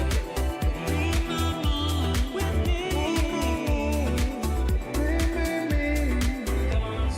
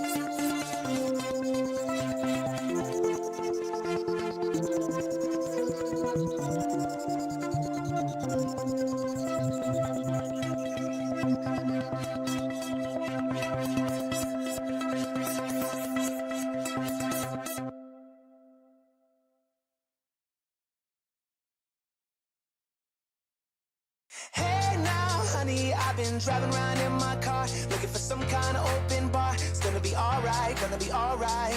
Got no money, but I'll work it out with my charm. Having a good time, ain't doing no harm. It's gonna be alright, gonna be alright. Hey now, honey, I've been driving around in my car, looking for some kind of open bar. It's gonna be alright, gonna be alright. Got no money, but I'll work it out with my charm. Having a good time, ain't doing no harm. It's gonna be alright, gonna be alright.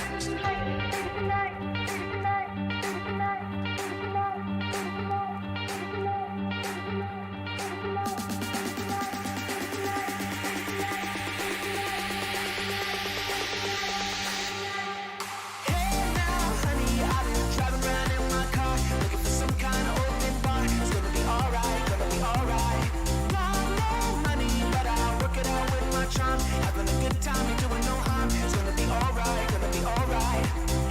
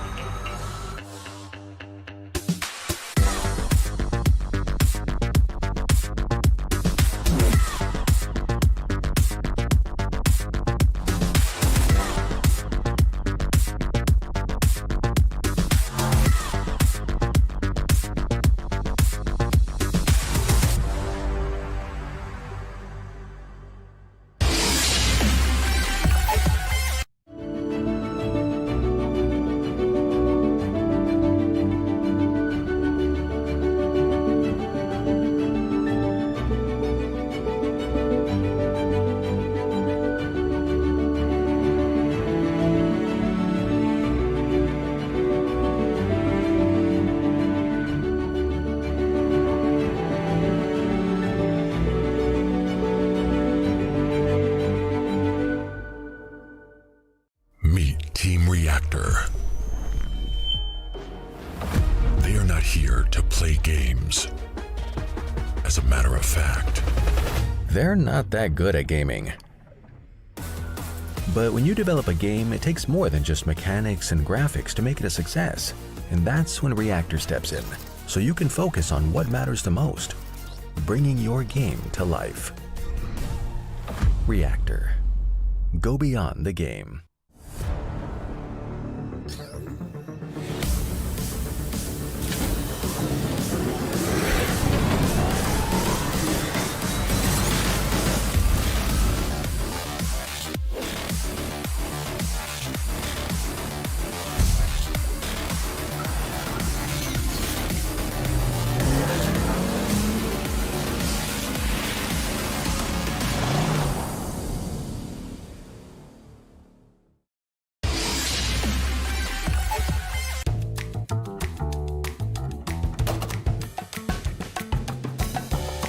What's your sense? Make place on your roof using wheel peasants.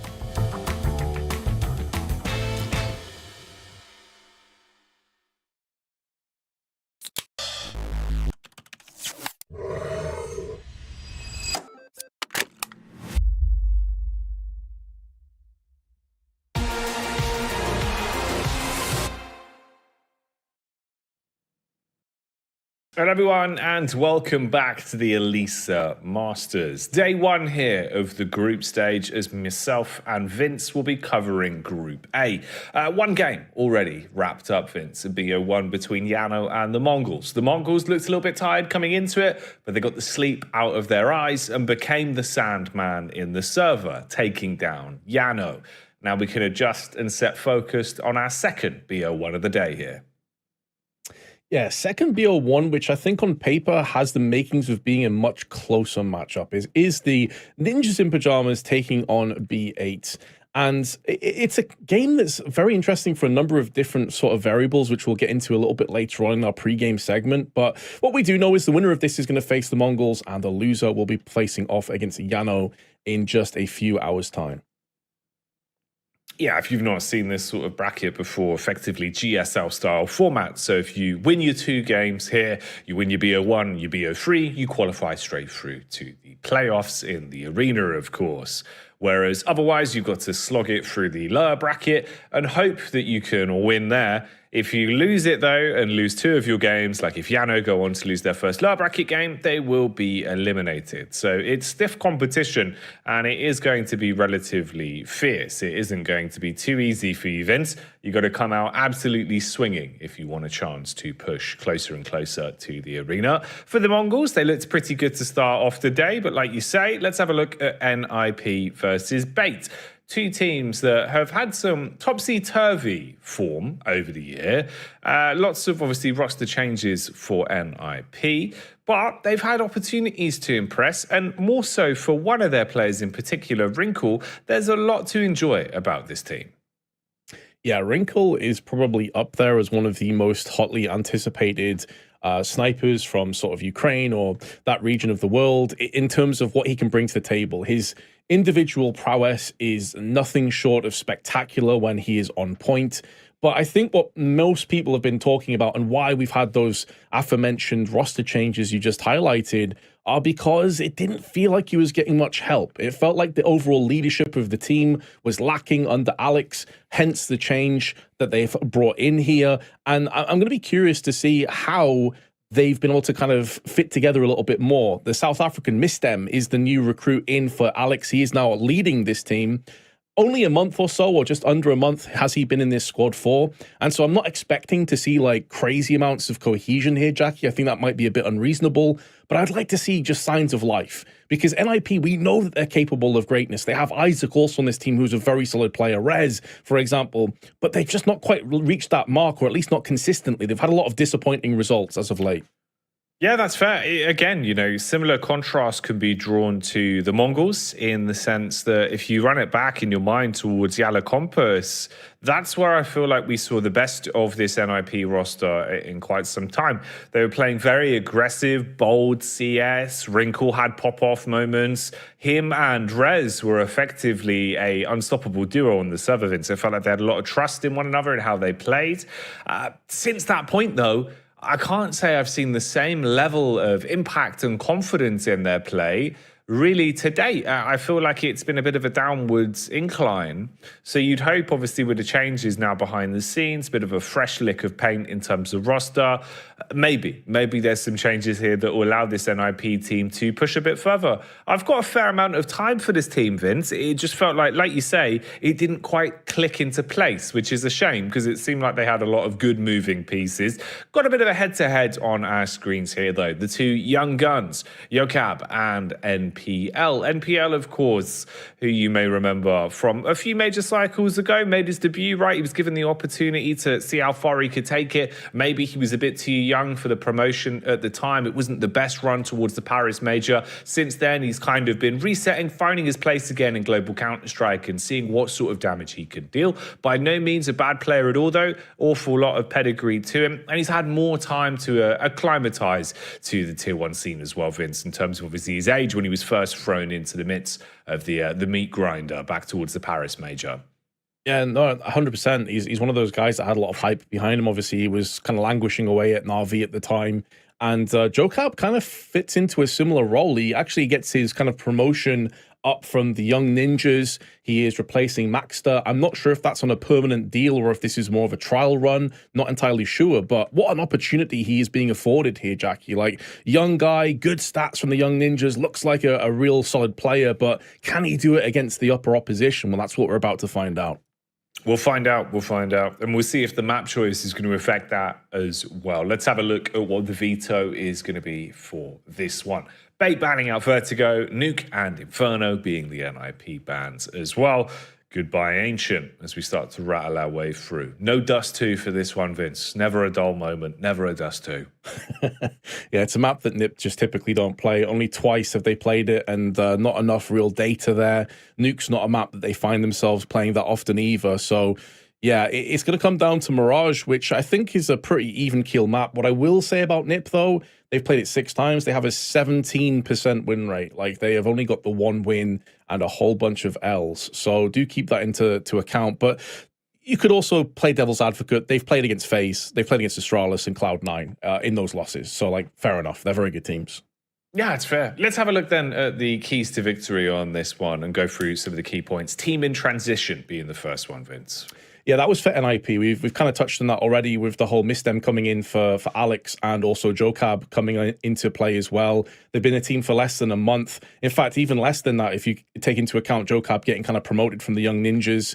And then can they make it to Tier 1 is all about B8 because they've been on the precipice. They've been on this really interesting sort of like Tier 1.5 bracket. They've got wins online. They got a win at a challenger in Katowice, which was a really solid result, a lot of online victories. But when it comes to actually taking that next step, they always seem to just fall short. I think if they can get a W here at Elisa, and I mean win the whole tournament, and it's not an outrageous thing to think they could actually pull that one off with players like Headtrick on their team, I think that would be a great way, a great catalyst for them to really step up to that sort of Tier 1 bracket, getting that top 15, top 20 teams. Oh, it could be huge. It could be huge. And the final one kind of speaks for itself, really, in terms of the actual firepower we have with some of these players. Mate, Wrinkle, I know we touched on him, obviously, as we've seen in the past. If he gets energies behind him, especially in this kind of environment, Vince, once we get him onto a stage, if he's able to make it to, of course, the actual Masters playoffs with the live crowd, it feels like he does take that in his stride. He's one of those players that doesn't shy from the stage. He really does take it in his stride and tries to use it as a bit of a motivator. You know, he's a showman. He's someone that is going to be standing up if he has a big pop-off moment. And it's funny because with Wrinkle, you know, you sort sort of have this this weird matchup here where you look at the team he's playing off against. By namesake, it was one of the rosters where he found his sort of first start, really, back towards Paris Major again. He had that big run, right? He was so close towards greatness on the bait roster at the time. He's been all over the shop since then, increasing his own individual level, finding more form for himself. Now on NIP for a fair period of time here, good few months where he's had time to acclimatize.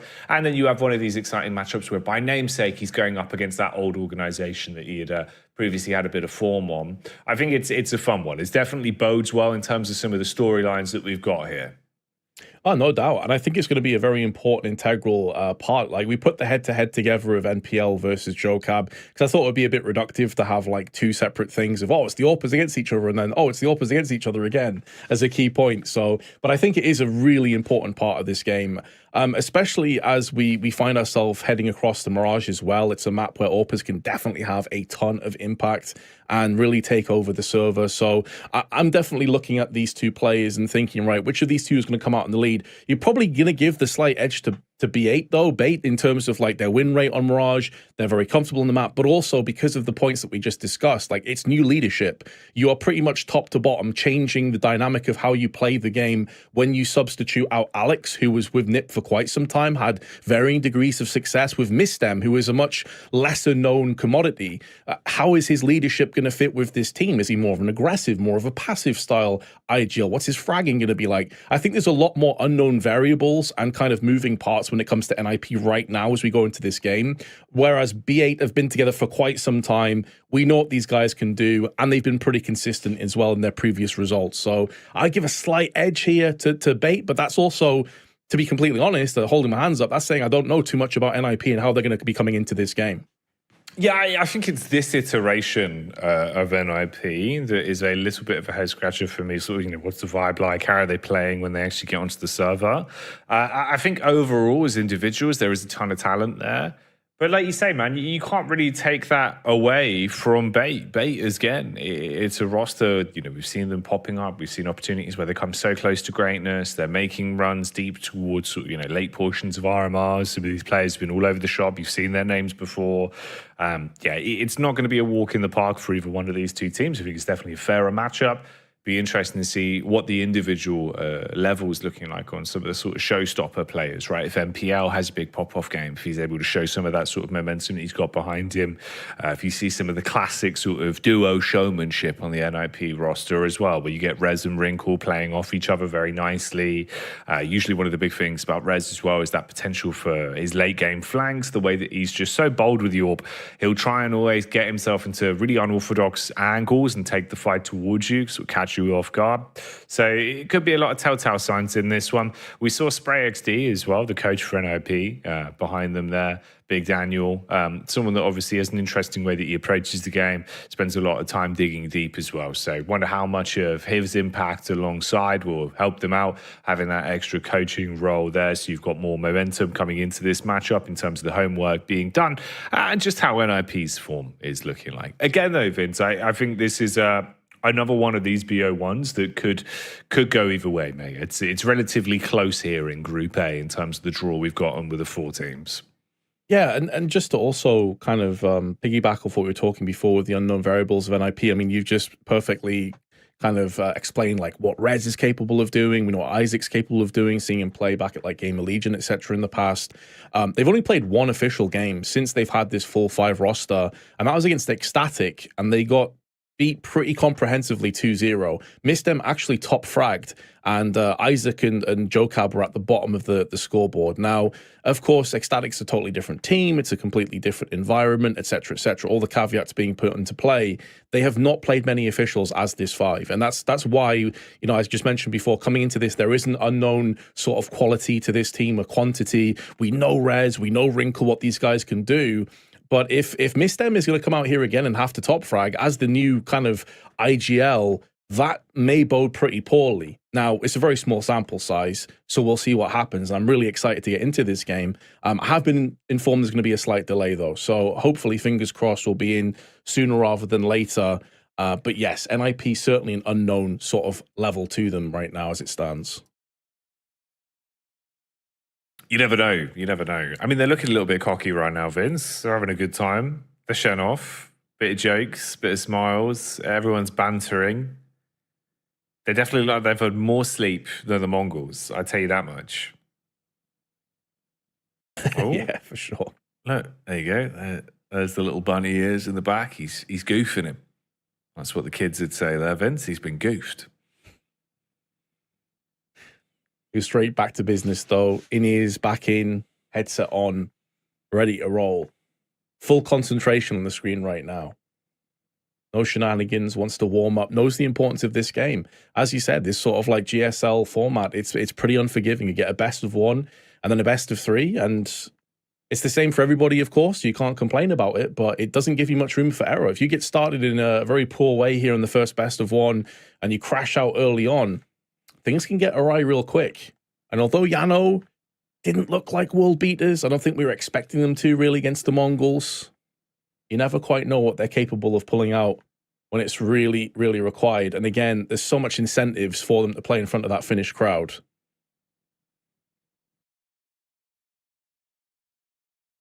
Yeah, I think just to make it to the arena in general, it's going to be a big spectacle.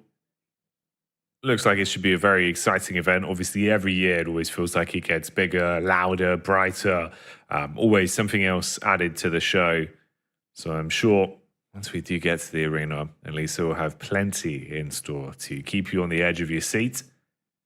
Well, hopefully not on the actual edge of your seat. More so for suspense. You know, if you're sat on the actual edge of your seat, it's probably quite uncomfortable. Obviously, CS shows can be quite long, so you make the most of the seat, Vince, I would imagine. Use the kind of, the full bucket to sit properly, effectively.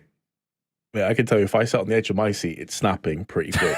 I'd be face planting the desk. It would probably make for a great clip, but not great for the posture, not great for the overall sort of health of my desk setup.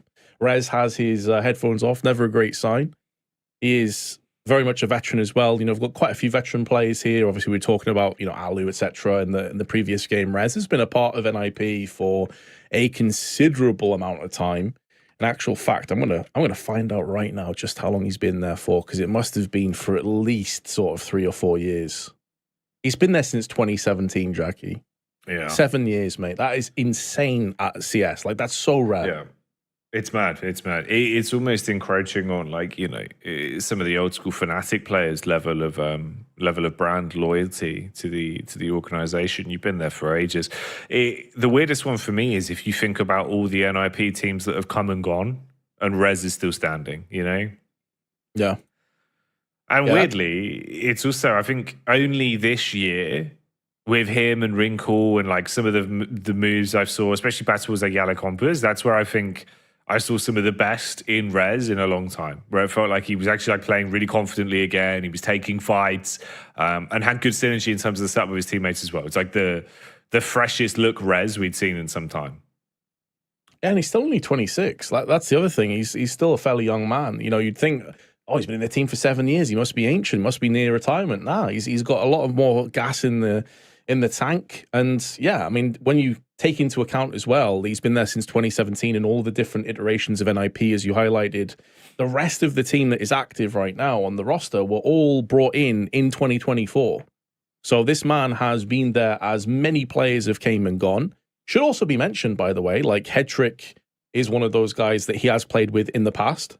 He left at the start of this year as well, back in February to go to B8 in the first place. So he has quite a bit of information and I suppose like experience playing with and against Hedrick over the years.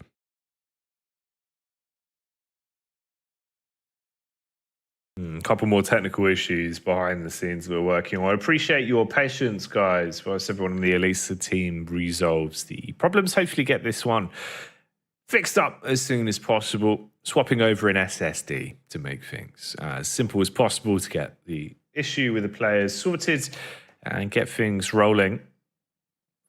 Just the nature of it, Vince. The nature of day one. Sometimes it happens, It's like, you ever seen the movie Gremlins with all the gremlins? So effectively what's happened right now is we fed, were they called Mowgli? What were they called? Do you remember? The gremlins before they become gremlins. Isn't Mowgli from the Jungle Book or something? He definitely is, yeah. He definitely is. Hang on.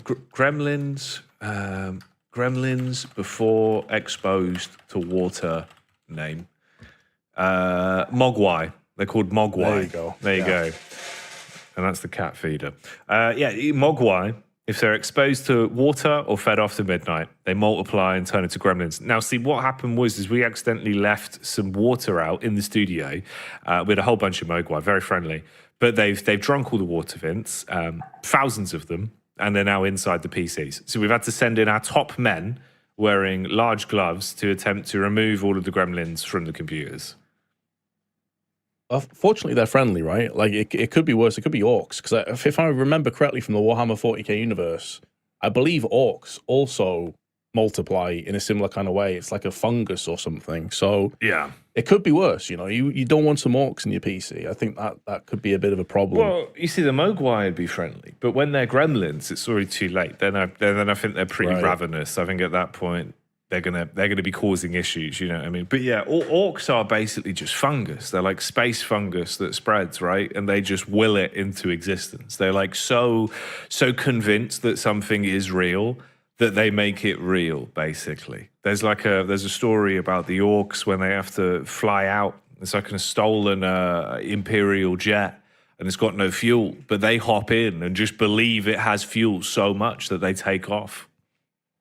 That's an impressive superpower. Just dude, just willing it into creativity. existence. Yeah, it's amazing. It's like amazing. Orcs are basically just advanced manifestors, you know? Like, they just believe so hard. We will win the land. We will win the land. But they just do.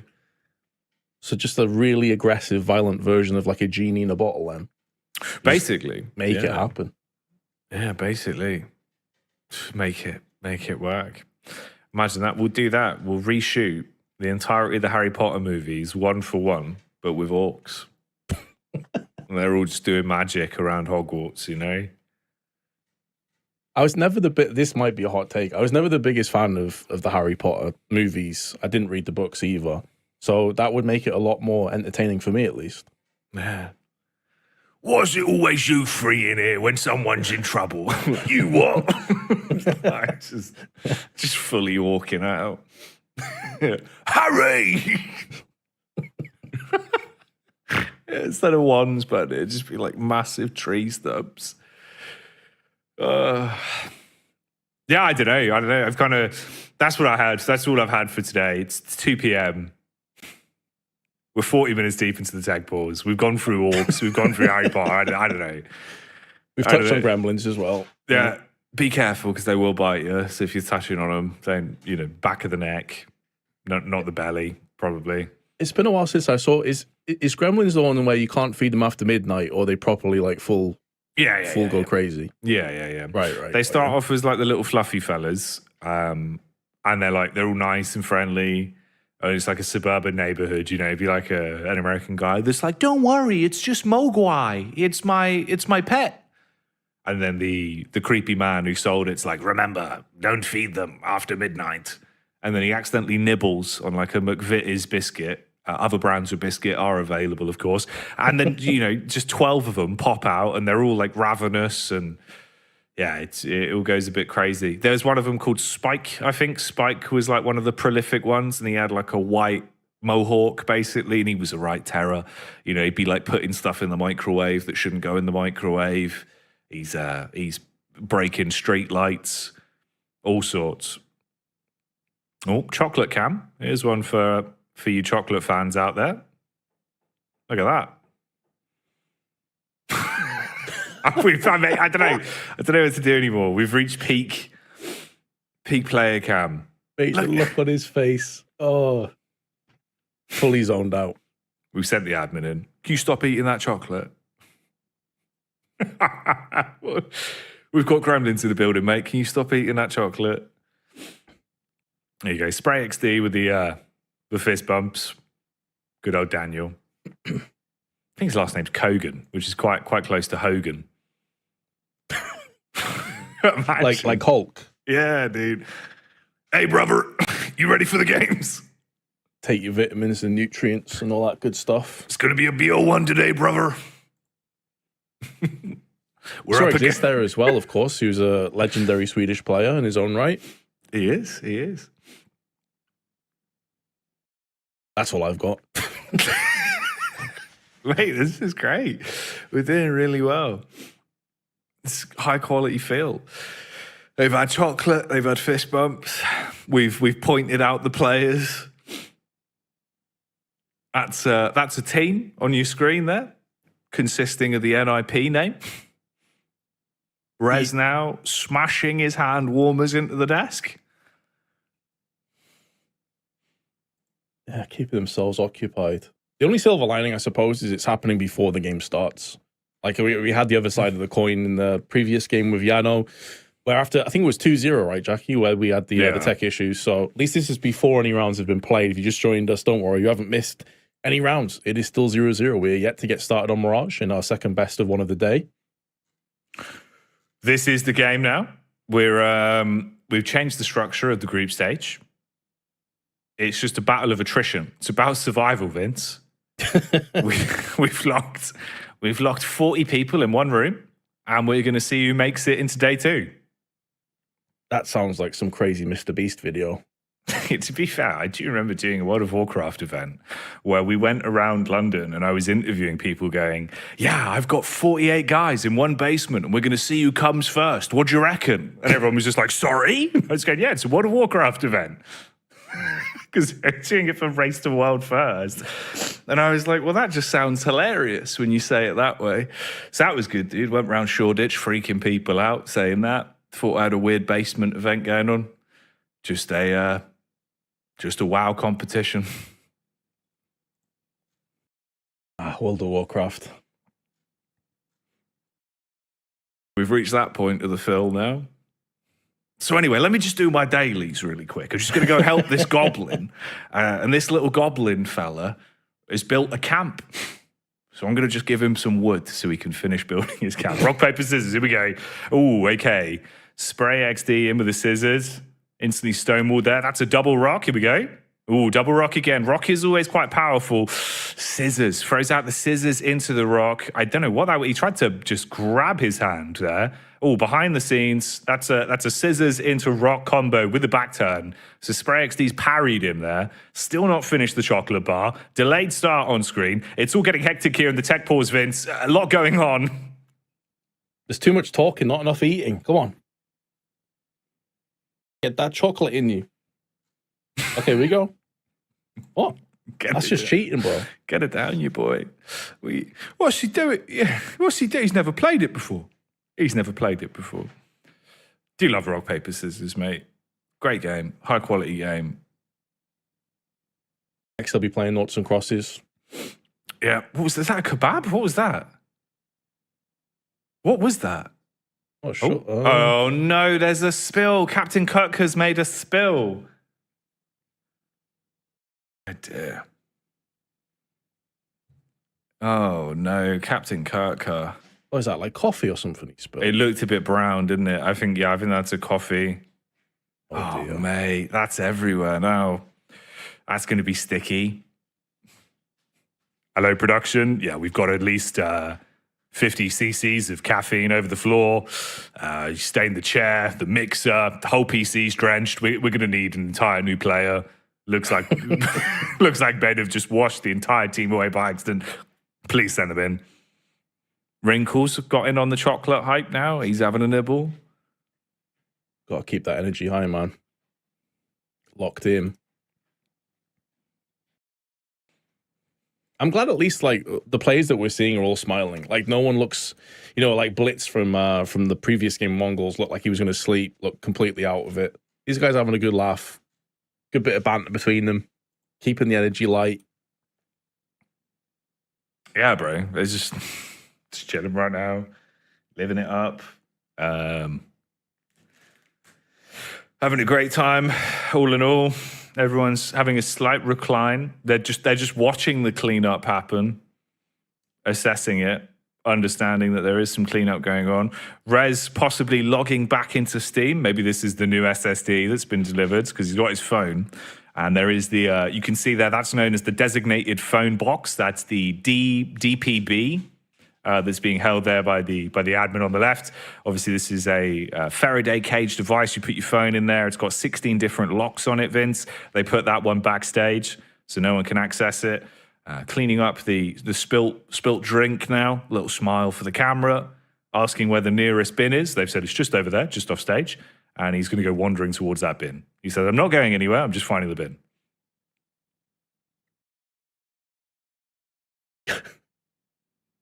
But I do wonder what's going through the players' minds at this point. Like, what's Rez thinking about? Just trying to, it looks like you've got 5 people trying to log into one Steam account. Yes, you want to put your password in there, mate. And then what's this? That'd be your Steam code. Oh yeah. Oh, He has to get the phone back for the what's it called? The scan login. He's got to have his Steam off. Oh no, we've accidentally installed 1.6. Man, I'd be down for a 1.6 event though. Or Source. Oh, bro. Yeah, dude, give me Source. That'd be banned. I actually had that once, by the way. I remember I was doing, he is dead now, but it was iSeries in the UK. And obviously, you know iSeries, like it was pretty low budget, a bit shoddy at the best of times, right? And we went over to cast the CSGO finals. And we said, oh, is it all set up? Like, is the game all set up? I said, yeah. The admin guy looked, went, yeah, mate, installed it on there for you. I've had a look, and he's just installed 1.6. And that was all that was installed on the PC on Steam, just CS 1.6. So the last minute, I've realized I'm trying to download CSGO over this like venue Wi-Fi. It just says like 2 hours. You know, when you look at it, like, well, good luck.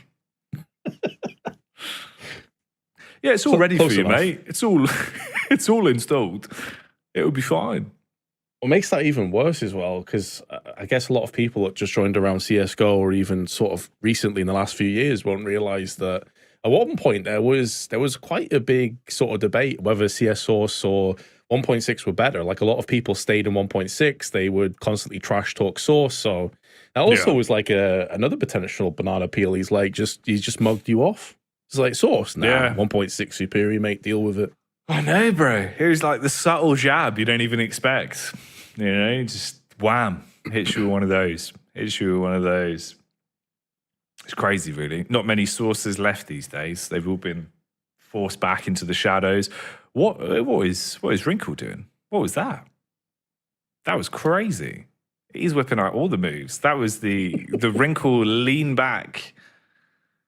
Spray looks like a happy dad, really. You know, just me and my sons here on the NIP camp. That's how he talk. It doesn't sound anything like that, but that's how I'd like to imagine he talks now. You know what I mean? Hey up, lads, let's get on server, play a nice game of counter. Have your chocolate, sit back and relax.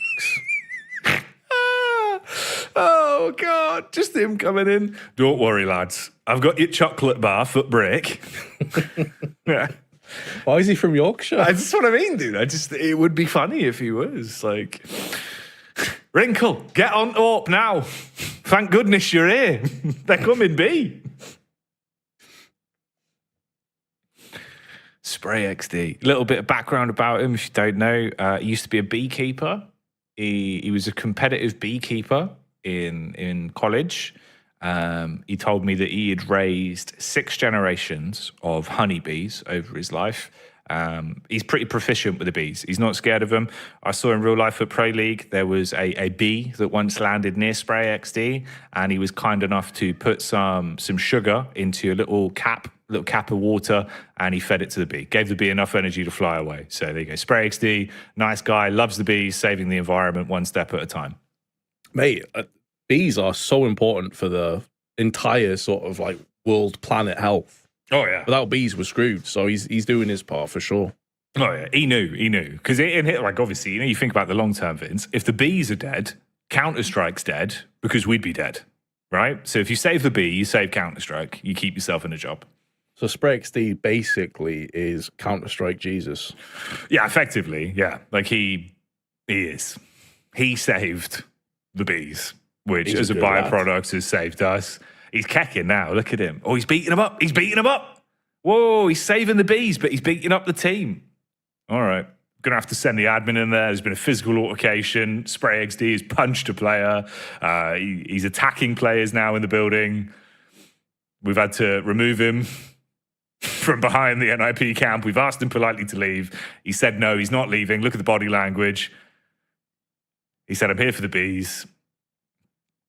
My God, Vince. It's like it feels like kind of when you cut to those cameras behind the scenes in WWE. You know, you just got like Triple H. He's out back. He's just hit Rez with a chair. Just in the locker room. You know what I mean? That's what's happening right here. He's brought out the sledgehammer. That was Triple H's gimmick, if I remember correctly. He used to smack people with sledgehammer.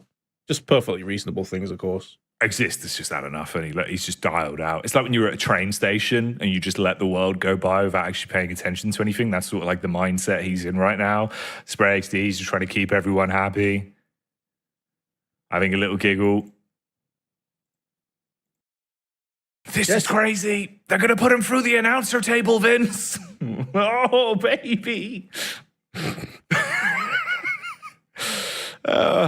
I mean, fair play to him though, man. He's keeping everyone happy over on the NIP side of things. Like they're all chilling, they're all smiling. They're vibing right now. He's doing his best.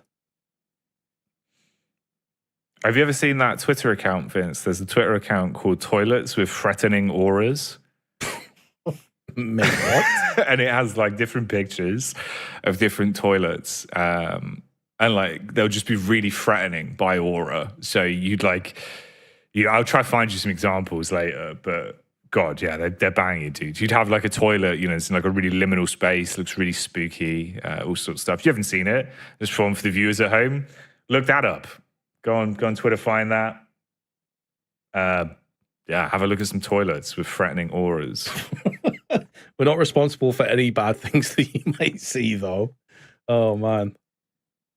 Should be fine. Should only be toilet related, you know? Keep it safe. Keep it clean. I mean, hopefully you keep it clean if it's a toilet. You'd certainly hope so. Just to give you a quick update, by the way, guys, because I realize some people are joining like, why are the casters talking about toilets?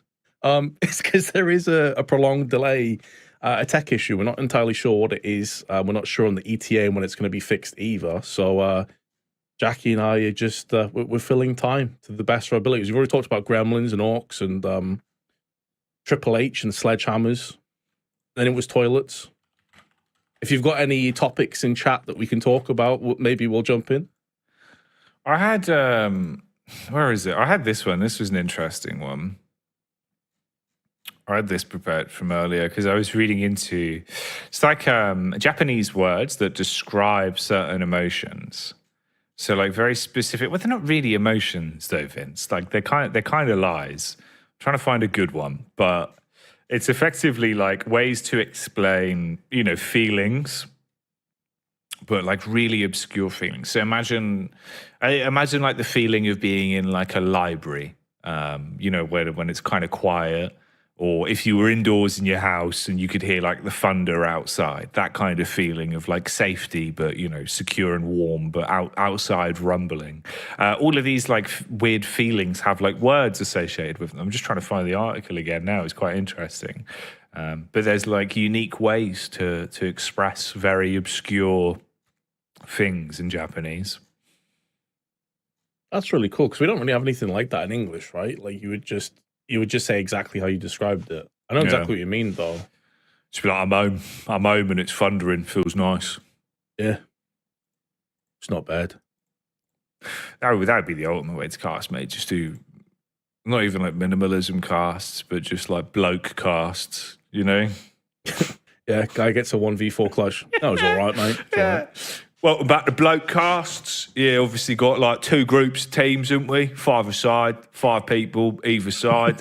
Yeah, going to be playing Counter-Strike. Now, thing is, back game Counter-Strike, obviously, if you win, you're the winner, aren't you? You know what I mean? No mugging about.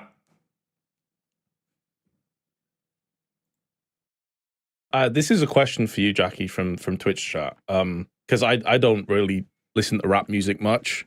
I know that you are big into rap music. Who's the quoted rapper of all time? Ooh. It's a toughie. I would say, oh, hang on. We're getting word from production. Okay, we're giving the players some time to fix things. We'll be going to a break in a minute, so we'll do that in a sec. I'd say for now, Big L would probably be hands down favorite, old school classic rapper. Do love a bit of Biggie as well, though. Do love Biggie, but Big L probably the man dem that nailed it. Super slick rhymes.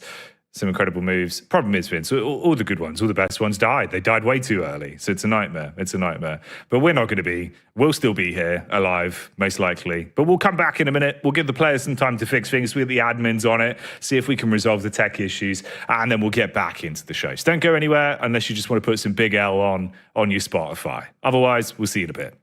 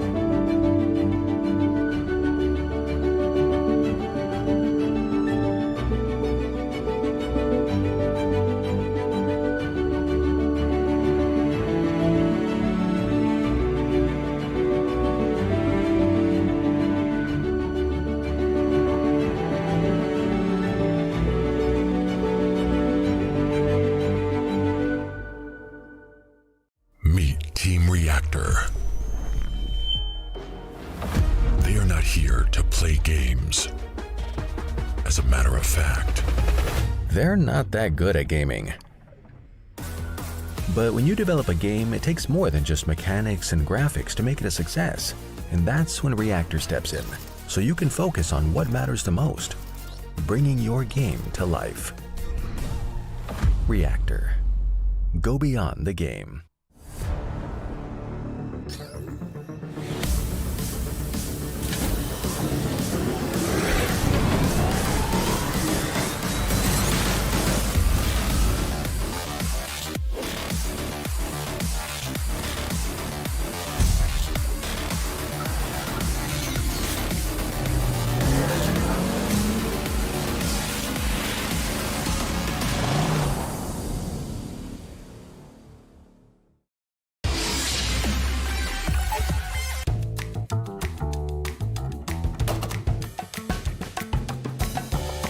What's your sense?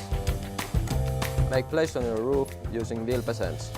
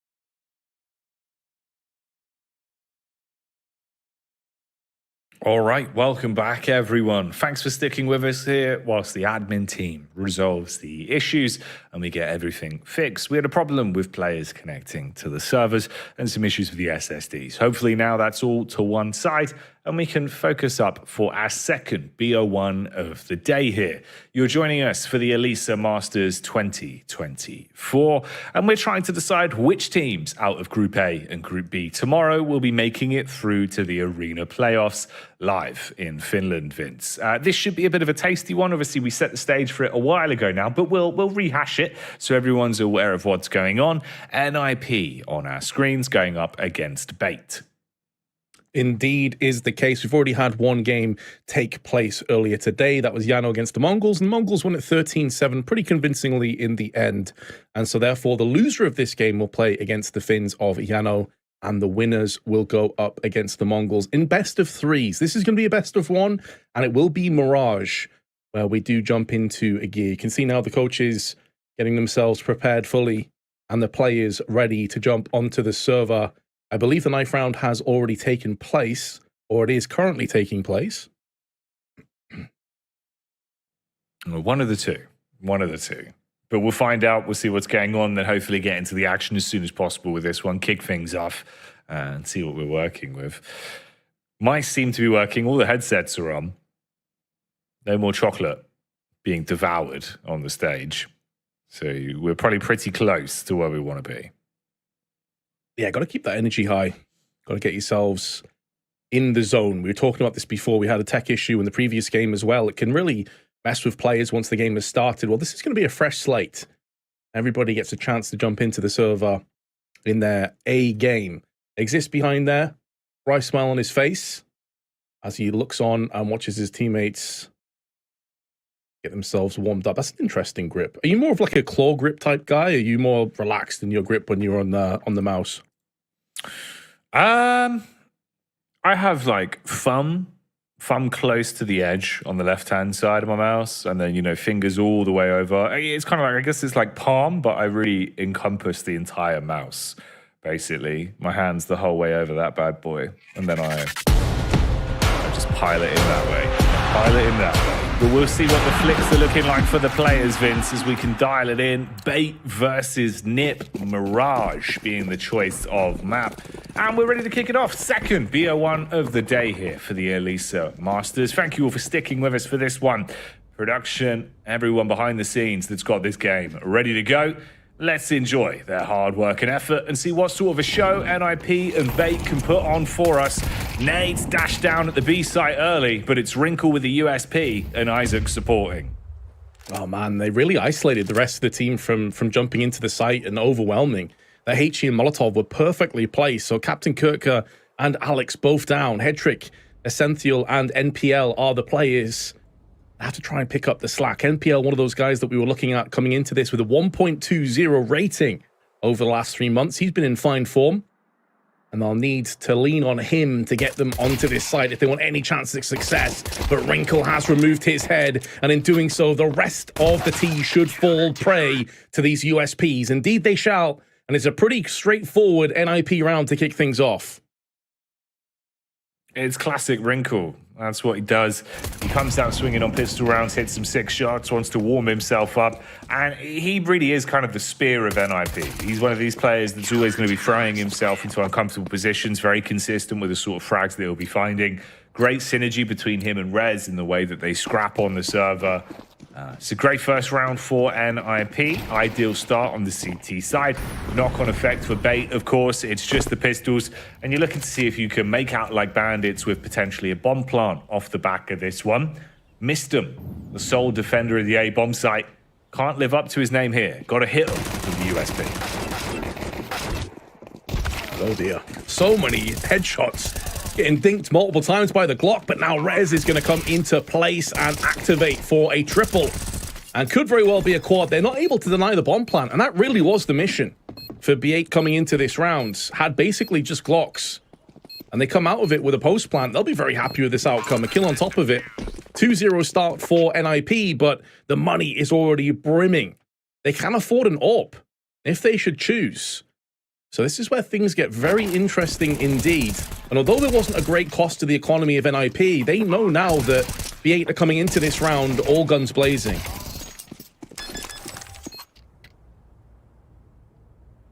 Yeah, so the actual, outlook for the round that they went into it with works massively for them. They get the bomb down, make a bit of money. Far worse for Mistum as well, wanting to rack up some dollar bills. He gets absolutely nothing. So money's a little bit worse for wear there. The round itself, though, is going to be the big factor for NIP. They're happy they've at least taken 2. Default smokes up towards the A site.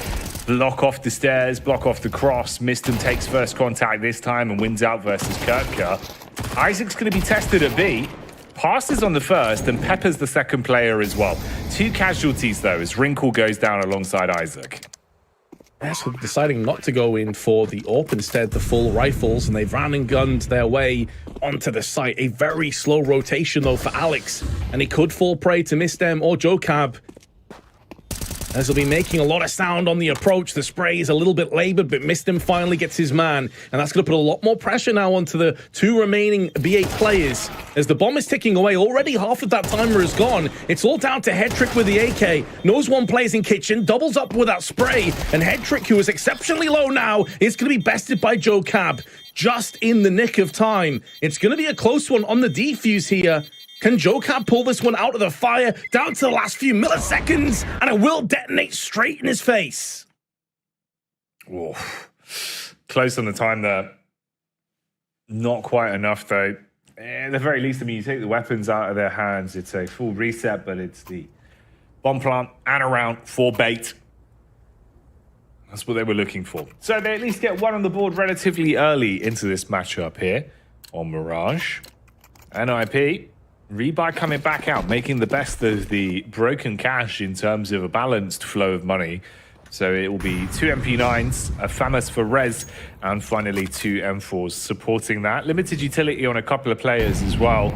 And notably what looks like no kits in play. So late round could be problematic. That's a good point to raise. Both these rounds, though, these rifle rounds have been so quick and aggressive from B8, that may not end up being a problem. Captain Kirkup will be taking point for his teammates. 1 player just behind him, which is Headtrick. Looking to try and make amends. It was a valiant attempt in that previous round, but just a little bit too far. But that wraparound right now from Wrinkle, that is giving him a lot of information. He could even pincer in and take the kill onto Headtrick. They've already lost Captain Kirka. The timing for Isaac. He looks away at the second he gets peeked, and it's going to cost him his life. But Res standing and will deliver for 1. He is keeping Bait in an awkward position. Doesn't want to overextend with that 4v3 advantage.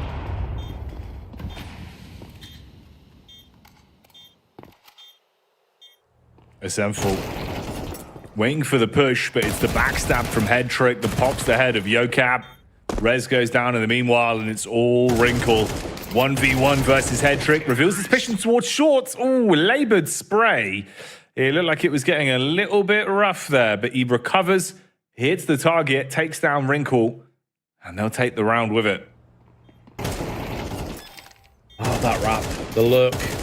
So huge. And yeah, Headtrick had a couple of very sweaty moments there, but was able to capitalize with that post-plant positioning. And now NIP, this is where those previous rounds are going to catch up with them. Barely anything to play for, or play with, I should say. Plenty to play for. But just a deagle on the hands of Wrinkle. And smoke in the window is going to keep them at bay. They're looking for a B stack here, though, up on the boxes. And Bait have been very aggressive time and time again on the B site so far. So this seems to be a great read of the situation. Molotov's going to go down. NPL now with that MAC-10 going to run and gun, get straight in the face of the CTs. 3 kills in quick succession, and they do check the box. As soon as you know it's an eco and there's multiple players here, you're always going to check up on that angle. It's not going to catch them off guard this time.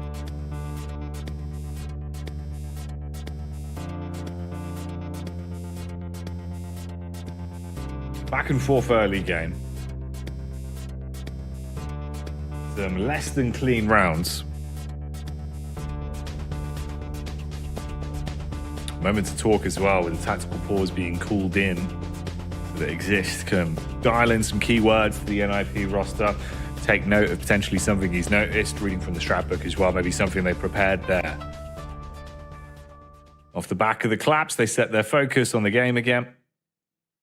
Quick round of fist bumps. To be fair, there's no way he would have known. Without the touch on the shoulder, he hadn't even seen him, wasn't in his eye line. Felt like an unfair setup for the fist bump, so good adjustment there from Exist.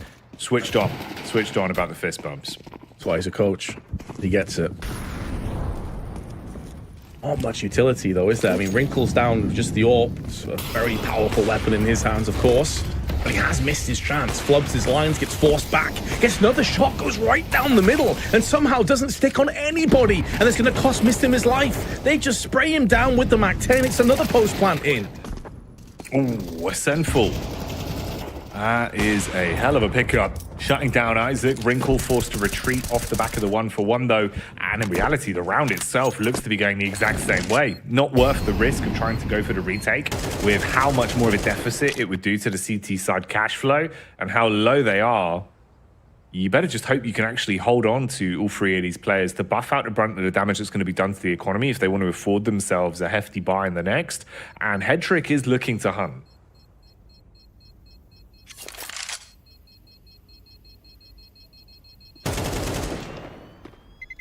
Oh, he'll survive just a little bit longer. Neutralizes one of the weapons.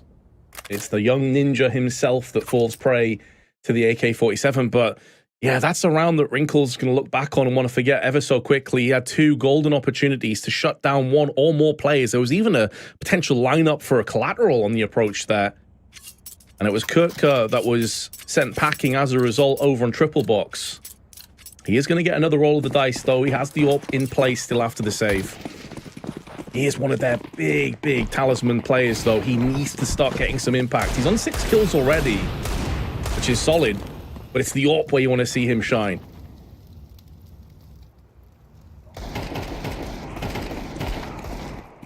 Missed and brought down to 67.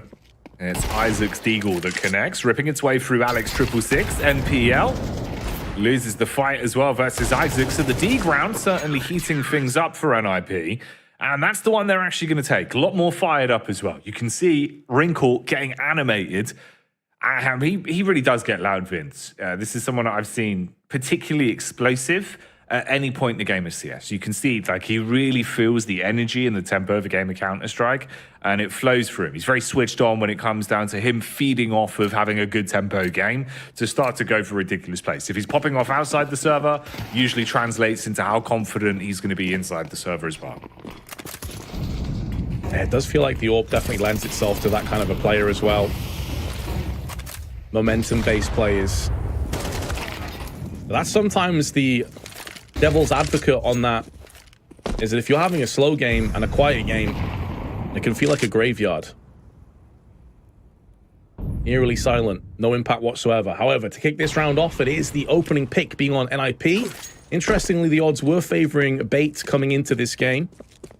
I think that's fair, though, in all things considered, with NIP in a transitional phase as of now. Mistem and JoCab, as some of you would have noticed, are the two players in for Maxter and Alex, respectively. Bit of a slower pace round here, Jackie. It's been a lot of aggressive hits from B8, but it looks like they're still going to be hitting B in just a few moments' time. And Isaac's going to find himself on the receiving end of Captain Kirk's AK. JoCab needs to go above and beyond for his teammates, try and stall for as long as possible, but he's only able to get the one. 3 versus 3. Bomb planted from Headtrick. Ooh, CT flank could be clinical. It's a Senful that's switched on. Only wins the first duel, but the information will be priceless. Passes that over to the remainder in Bait. Headtrick posted up, playing off contact from his teammate in MPL. And one by one, they're funneled. Rez on the window gives himself up as sacrifice, and Wrinkle's got to call it quits. Not worth throwing the AWP away for nothing. So that's the single save. Only the AWP being brought into the next. And for Bait, that's going to be a 5th round now, accumulated on their T side. Game's not been live for too long as well. These have been relatively pacey. Yeah, that was probably one of the slowest rounds, and it was still, the execute came in around 55 seconds. Goes to show that Bait are not sitting about. They're not waiting around to find out what happens in these rounds. They want to dictate the pace. They want to push the pressure. It's Isaac that gets removed there on the approach. And considering they lost the first player in the round as well, a pretty straightforward clean kill on middle. Exceptional work for Bait to bounce back in and have a 5-3 lead. NIP going to be calling their first and second tactical timeouts here. Yeah, on the same page.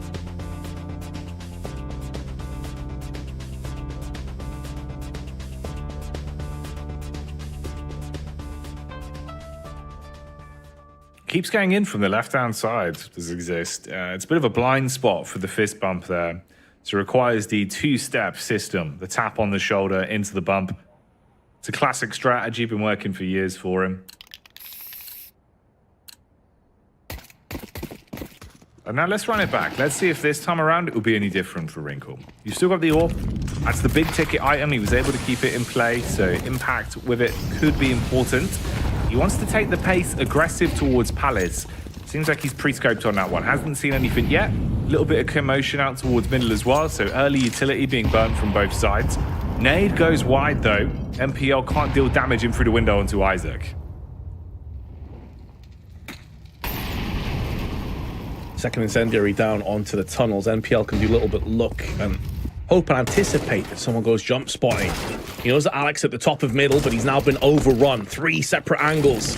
He gets aggressed on. Molotov up and over, trying to cordon off window to allow Headtrick to get into position. But Mistem gets way too aggressive, runs into the firing squad, and gives up that player advantage. Joe Cap caught in the meanwhile with his pants down around his ankles from top mid. And this is coming apart at the seams again. NIP get the first kill. But just hemorrhage frags of their own. And Wrinkle, he's given his position away for the kill. And although Essential is stuck in the connector, he is not the bomb carrier. That is Headtrick, and he's darting over onto the B site.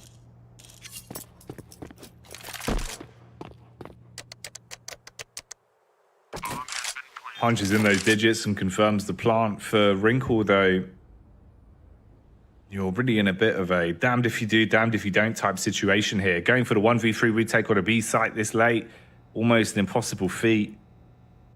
Versus having to save again and conceding a 6th round, and potentially, if you do go down, losing the AWP as well. 2.8k in the bank. Senful is hunting. Just depends if you can actually find him and catch the right timing as well, with Wrinkle looking the opposite direction. Ooh, he's pacing around the corner for it. Does get the adjustment off on that one. Should be past the danger mark here, then at least allowed to survive. So the AWP will be carried over. Another round, though, for Bait. Bait in a good spot at the minute on their T side. All things considered, racking up rounds, looking pretty competitive, keeping the pressure on with a pacey T half. And even withstanding losing the first player 2 rounds in a row, NIP were unable to do anything. Jocab with that crazy wide swing out in the open alongside Mistem. If they peaked at the same time, it would have made more sense, but it was 1 by 1, and there was a good 3 or 4 seconds between the two. The smoke had already cleared as well, which was tossed out onto connector. I guess that's kind of where we were coming from in the build-up to this game. Like, how quickly can NIP, with a new roster, with a new IGL, start to click together and be that well-oiled machine? Wrinkle, this time, no missing, with 1. Does miss out on the second shot, but he has missed them there to help him out from Firebox, and this is looking much better from NIP. That Molotov is going to cause some problems, though, but it lands on the wrong side of the Firebox. Mistem can just sit in here forever and wait, but he gets sprayed down from Headtrick. Headtrick and Alex finding a killer piece, and that's the T starting to take pressure on the site. Response back from Isaac's good, but it's only 1, and they outlast. So Bait with an 8th. A 7th, rather. It's just racking them up on the T side now. This is the dream start for him, the best of 1. And even with the limited impact you've been able to find, Wrinkle getting opportunities to strike on the AWP. Good pressure being put on by the AKs as well. It's just not enough. Right now, Bait, head and shoulders above. Down in the doldrums as well in terms of cash. So NIP forced to try and make the best of a bad situation. Yocap deciding what he actually wants to play with in this one. 3 scouts. Actually, just the 2 scouts, MP9 and the FAMAS for Isaac. They're already up short. Oh, man. just seeing that from the perspective of the boosting player, just it's comedy, but it's a tragedy if you're on NIP. And Wrinkle burns. It's Alex that puts him out of his misery with the AK, and Blinking, you'll have missed that round. That was another rapid round from Bait, who are building in stature, building in confidence, but more importantly than that, building in rounds. It was 2 4v5s and then a 3v5 that they managed to pull out of the fire, and that was anything but close. Just a straight up stamping.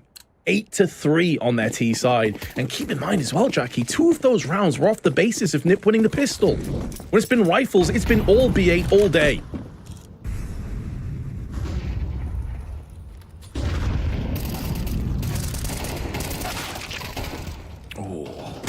Alex fighting from top mid's only good for 1. This is certainly a lot better, though. You're absolutely right. I mean, it's been the Bait show on repeat for so long. Head trick, the slight move with the AWP shot, and it's all going wrong. He's stressing, he's sweating bullets, and he's down. All in all, though, Bait winning the half. Let's see what they can do going into the second.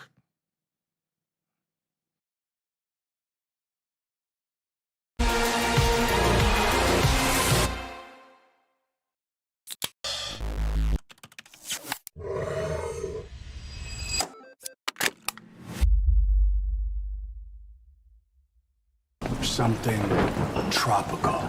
Soft summer breeze. An easy escape from cops. Because your safety is our priority. I can throw in a really big axe. Free tattoos! You can explore 1,000 different places every day, dog. Make sure it's with the Republic of Gamers. For those who dare.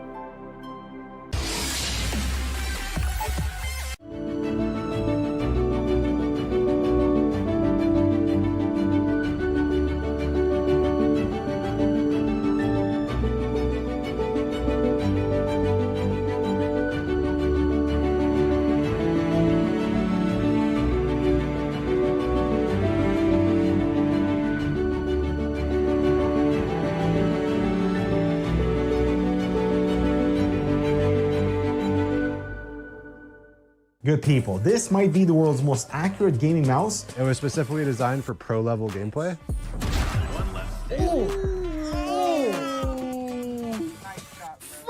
You are amazing, you ROG Harp Ace. And it is indeed actually 54 grams on my scale. Love that. Ace. Wow. First round, new mouse pad, and we ace.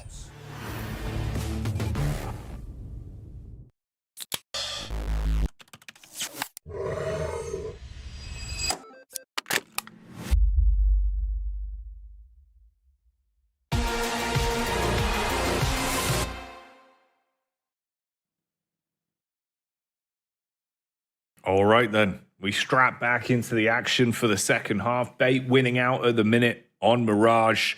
bo1 between Bait and NIP. Nip struggling a little bit, Vince. Not really having the same level of firepower. It felt like they went into this one with. First few rounds are pretty fired up. Popping off outside the server. Wrinkles hitting some shots. They had some good moves. Longer the game went on, though, the more it looked consistently like Bait had control of the first half. Yeah, lack of mid presence as well from NIP. Like they tried a couple of rounds, but they got shut down so hard, and it felt like that put them off. So it was pretty straightforward for Bait overall. I loved how aggressive their T side was as well. Like they had a couple of slower rounds, but so many aggressive rounds, and that's mainly off the basis of not having to worry about mid presence from NIP. So we'll see if they can return the favor here. First point of call, of course, is the pistol round, and we're seeing a couple of flashes and a smoke tossed in for MIBR.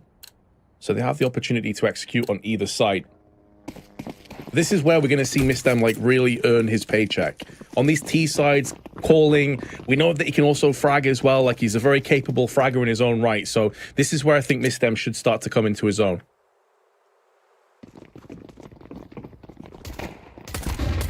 Alex waiting for the run-in towards B. Ooh, headshot found eventually. And the double up as well. It's clean. Pistol round is absolutely pristine. And MIBR in a horrific position. Can't do too much. Goes down to Alex 666, giving him his third frag of the round. And a beautiful way to kick off the second half. Pistol, so 9-4, vast lead. If they could keep this momentum going, Vince, there's a chance here they could actually close this down pretty cleanly. Remember, this is only a best of one. So if they can steamroll NIP here, the job's done. It is indeed. This is already a hugely important round. Well, actually, I say that. NIP haven't forced. They've decided against it. They didn't get a post plant in. So it's really that next round that's going to be a hugely impactful one. And I remember saying the same thing, almost an identical scoreline in the previous between Yano and the Mongols. They weren't really able to pull themselves back into the match. We'll see if NIP fare any better. In terms of this one, a post plant would be pretty much mission accomplished, but they've also got to kill onto Captain Kirka. Gets sprayed down from the Glocks. NPL doubles up, but already 2 frags. However, no post plant. So not too shabby, all things considered. Bait will be pretty happy with this 10-4 score.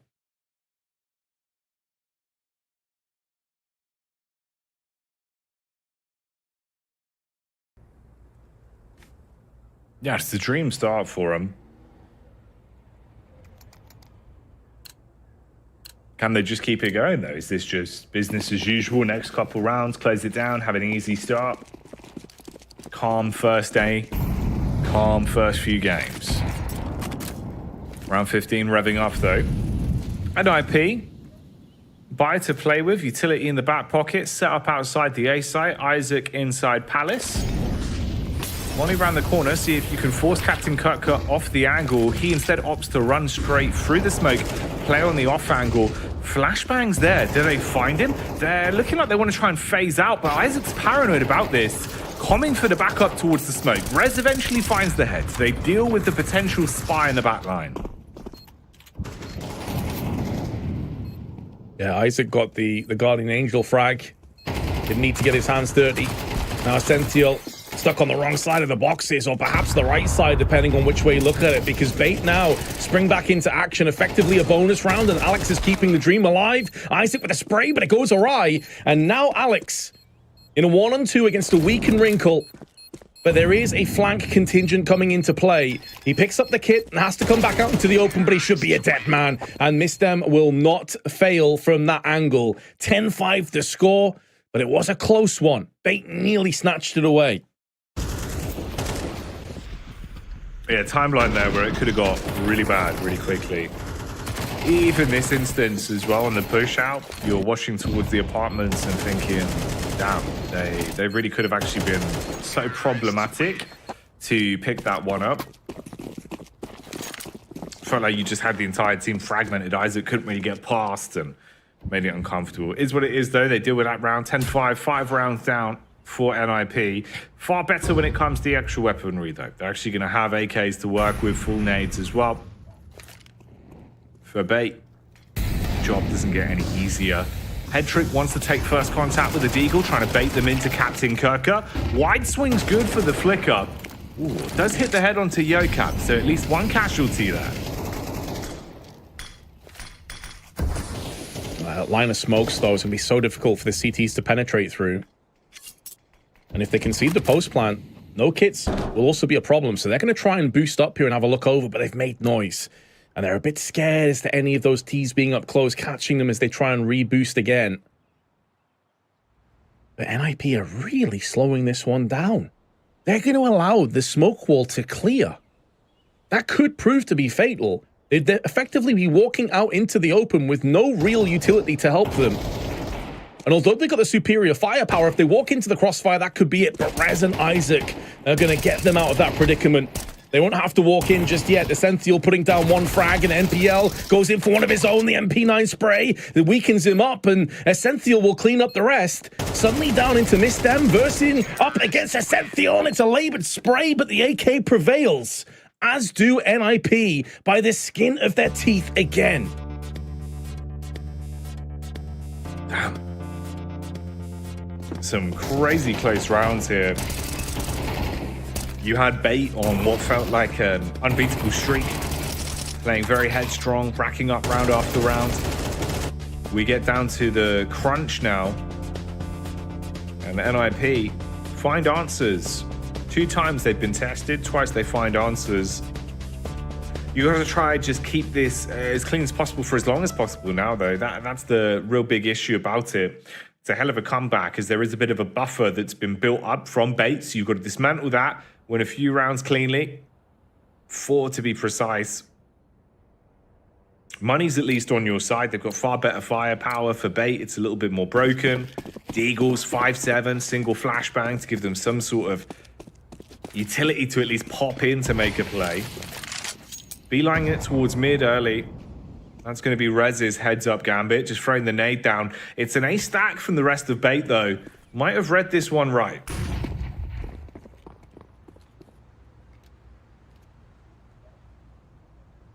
Oh, they heard a couple of pitter-patter of footsteps over on ramp, but they're not falling for it. In actual fact, not only are they not falling for it, they don't give a damn. They're still taking the bomb over there. I feel like, listen, you guys might be stacking, but we know that your economy is in the garbage truck right now, and so we don't care. Full smoke wall comes down. A full rotating bait realize that they are a little bit off on the call.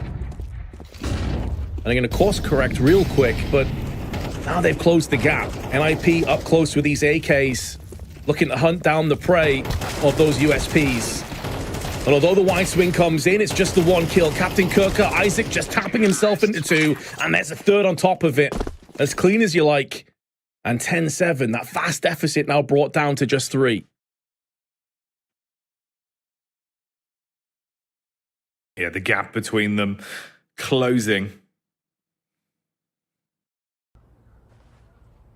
It's an impressive response, at least from an IP. I was a bit worried maybe the wheels had come off. It wasn't looking like the potential firepower from NIP that we've seen now and then. But it's not the end of the chapter on this one just yet. 10-7. Back to basics, it seems, for NIP. They're going to try their luck with the A-site attack all over again. Nades are there, default execute, smokes up, block off the angles, Molotovs to clear, underneath sandwich and inside of the balk as well. See if they can slip on in, confirm the site is open. Head trick playing around the deep CT angle. Ooh, is he going to let them walk out? They flash to clear it. He's blind, but they do spot him. Rez, clearing it in the end, spots out the head of head trick and the bullet will find him. And that likely is the call to save. They have no kits and a lack of utility to get back onto the site with. So, yeah, it's pretty basic stuff from NIP, but if it ain't broke, don't fix it. These A executes have been working a charm for them. So the question is now, do they go back to it into the next round? This is where maybe the playbook is a little bit on the slim side. You know, missed them again. Just recently joining the roster about a month ago or so. Hasn't had many official games with them. They've only played against Ecstatic and they lost that one. Oh, he's leaving him hanging. There we go. Love to see it. So they probably don't have like huge amounts of plays up their sleeve. So if the executes are working, just keep going. Until you notice any weakness. This was super clean. It nearly went horribly wrong as they had to do a double take and Hetrick nearly punished Rez for it. But do they go back to this time and time again, Jackie? I'm really curious to see how NIP continue to press their T side forward.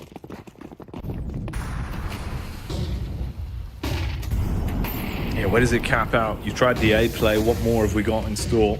Early bait out towards mid from Mistum. Rest of the squad group up looking for a contact walk in towards B. Senful's there to defend.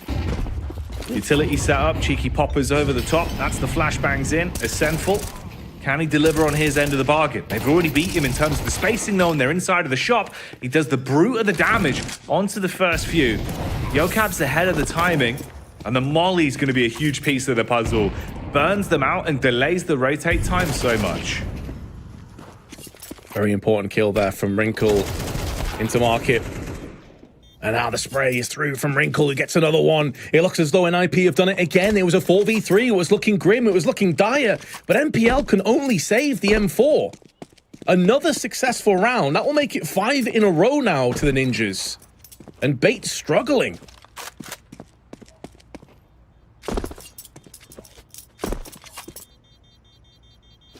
Just can't quite get their fingertips on these rounds. Can't quite close it. Senful tries he might to delay the push out. They beat the timing. The molly round towards the shop. Some nice heads up shots as well. And it's another round that they'll lay claim to. So the metronome of this game on Mirage is swinging. NIP don't want to go down with a ship. In a BO1 like this, you really do have to fight tooth and nail, dig your claws in and look to battle back.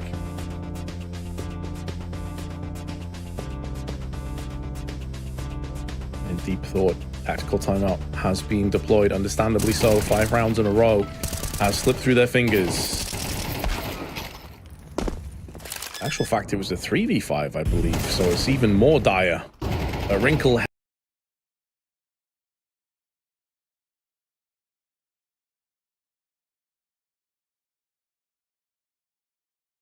Ребята, кто на трансляции, поставьте лайк, пожалуйста. Огромное спасибо каждому, кто нажмет на кнопочку лайк. У вас 300 зрителей, просто нажмите на кнопку лайк. Огромное спасибо каждому, кто подпишется на канал и поставит лайк. Каждый день здесь будет трансляция, нажмите на кнопочку лайк. Огромное спасибо всем, кто смотрит. Alex crushes 2 by himself. Just down to Isaac and Rez.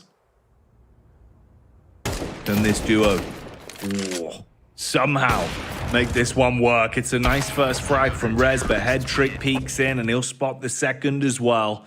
Isaac goes down. Try as they might, another round for bait.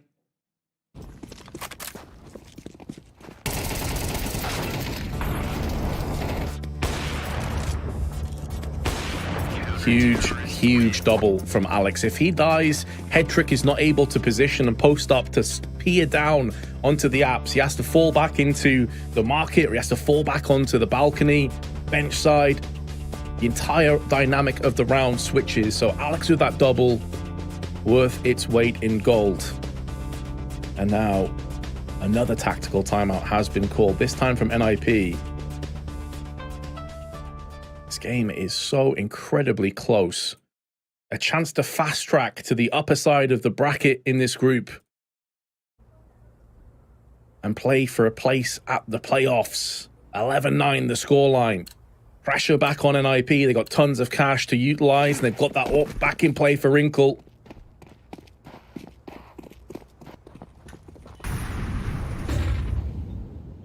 Here we go then. For bait, you're close to actually putting this one in the backpack and walking away. For NIP, that stroke of luck and a bit of magic, well, that still needs to be seen. A few more rounds. And this back in your wheelhouse. Mistem takes mid-control, has backup with Wrinkle on the AWP, pre-scoped. Captain Kirkup could be caught on the timing. Ooh, cheeky peek up the ladder. Actually gets away with so much extra damage on the encounter. Good peppering. Spams them up. Finds a big first tag. YoCab looking to assist as well. You're splitting the attention on the hit towards the A site.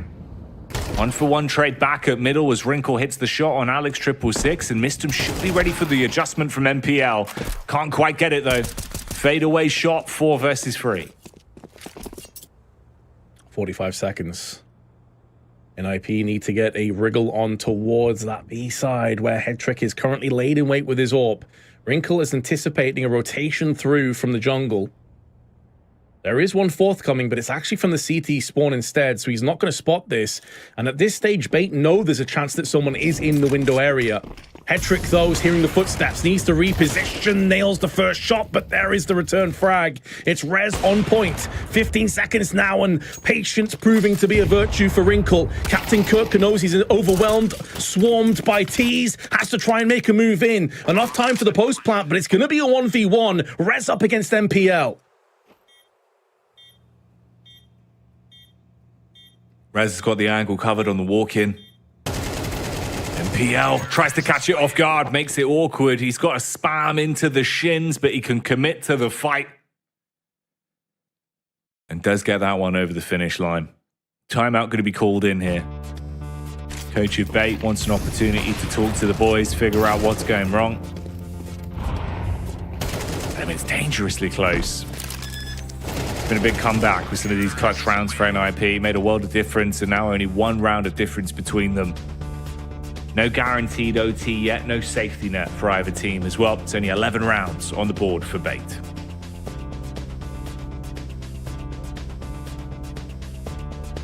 it's not just close in terms of the overall scoreline, which of course couldn't be really any closer, but also in terms of the performances we're seeing on the server. Rez playing great, Wrinkles had some big moments, Alex with some massively important doubles and triple sprays, and Headtrick's just been there chugging along with his AWP. Essential with some great looks over on the T side. It's been a very close game. It didn't look like it at the start. Looked like it was going to be a one-sided slaughtering. And yet NIP proving that they are no easy adversary. They refuse to go down without a fight. And this time, slowing it out. This is way more of a sort of default Mirage setup. Taking mid-control, but keeping players on the periphery. That FAMAS, though, from Alex. His laser pinpoint over onto middle, but he's not going to get tested just yet. Ooh, Alex. Molotov forces him out of position. Meanwhile, Mistum gets the opening pick. Ooh, brains Captain Kirker. More damage done as well with Headtrick and MPL both following suit. So an 11th round. Almost looks to be a guarantee for NIP. Yakab on the jump up, spots Alex, peppers him. And Semful lurking at the back of the bomb site. Suddenly the weight of the world's on his shoulders. Good adjustment. Trying to win the duels, but it's so much of a tall task. Yakab eventually picks him off. All tied up then, 11 rounds apiece. Exist happy, understandably so. They've made the comeback a reality. It's now 11-11, as you just highlighted, but it's also the money situation on Bait, I think, is a little bit grim. I think a few players are hanging around that $3,000 mark. Yeah, they've gone in for some MP9s. It's more of a half buy with the round loss bonus that's been accruing over this last 5-10 minutes. So every chance that NIP can get success here, but I love that they're utilizing their weaponry in an advantageous position. You want to be up close. You want to be in that run and gun position with the MP9s. And now they're going to be pushing in, but Isaac was watching it, sprays down the middle, gets a 1-for-1, but a ton of damage onto NPL, who is comfortably finished off. Wrinkle puts him down, and NIP systematically shutting this round down. Yeah, this is some drilled NIP rounds. And for Bait, I felt like everything was going their way for so long, but when it's come down to the crunch, some whiff shots and some unlucky 1v1s has made the world of difference. 5-7 here for Headtrick, though, could still be the saving grace. 2 beautiful frags, and this is turning on a dime. Down to a Semful with the MP9, but he can't withstand the test of the Ninjas. They clean up, and it's another round going their way, leading the game now, not just trailing as they have been for so long. Such a valiant effort from Headtrick there with the 5-7 in the dying embers of the round. The spin around to get the second shot there and drop the bomb was huge, but Essential's MP9 let him down. And Yokab was able to pick up the pieces. So we have gone the distance, and it's NIP that have the advantage. Who would have seen this coming after the 8-4 half in favor of Bait, and they got the early success as well going into the second half. And yet here we stand, NIP on the brink of securing their spot against the Mongols. In that next best of 3, the flash is good though, and Alex alongside Essential are laying down the law. A double kill comes in. Is it going to be overtime perhaps, unless NIP can clutch a 3v4? All on NIP then, overtime. Or a win in regulation. Up to them if they can piece this one together. Isaac's looking for the flank. Waiting for the walk-up. That's going to be NPL to challenge. Coming around the corner. Isaac posted, ready for it. Oh, fast reaction shot. Quick damage done from NPL. Puts them into a position to try and force this one into overtime. And it's going from bad to worse. Captain Kirker up on short, cleans up. And they'll thrust this one into OT. How has this game gone to overtime? Like, it just didn't look like it was possible after that first half. NIP looked wounded. They were limping. 2 of their 4 rounds in the first half were off the basis of the pistol round, and yet here we are. OT beckons. Unbelievable turnaround. Great hold again from Alex and Essential and the B-site take at the end. And there's no rest for the wicked. Jackie was straight back in. Straight back into live rounds. NIP on the T side. Looking to try and make amends for letting a couple of opportunities slip towards the end. They could have had the outright win. Doesn't work that way. Yokab's going to get double peaked. There's one kill goes to the young ninja, but not a second.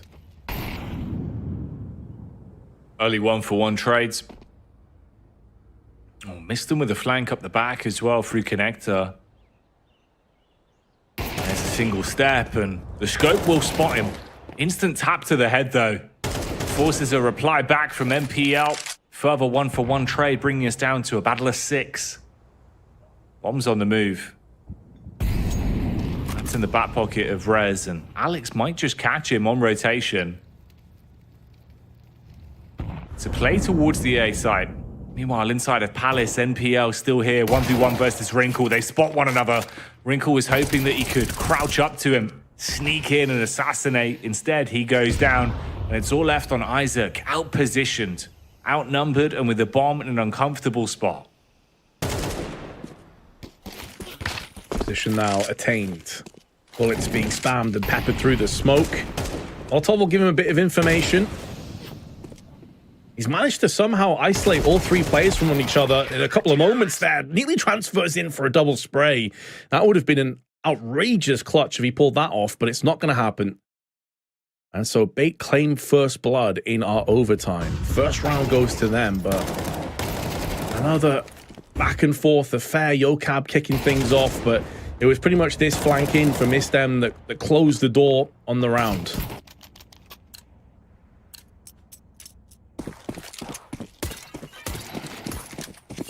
So first in the OT, falls in favor of Bait. See what more they've got in store for us. Yokab down towards the underpass early, looking for an initial pick. MPL left side of the connector tucked in. Molly's thrown over, extinguished by the smoke at least, so Yokab can still take the fight up on short, and depending on the timing, it could have been him and Headtrick. Thrown into the 1v1. Headtrick won't push too deep though. They do want to set up for a short hit on this. MPL spotted inside a connector. Now it's time for Headtrick to make plays with the AWP when push comes to shove, but they don't overcommit. They haven't doubled down on it yet. Posturing off.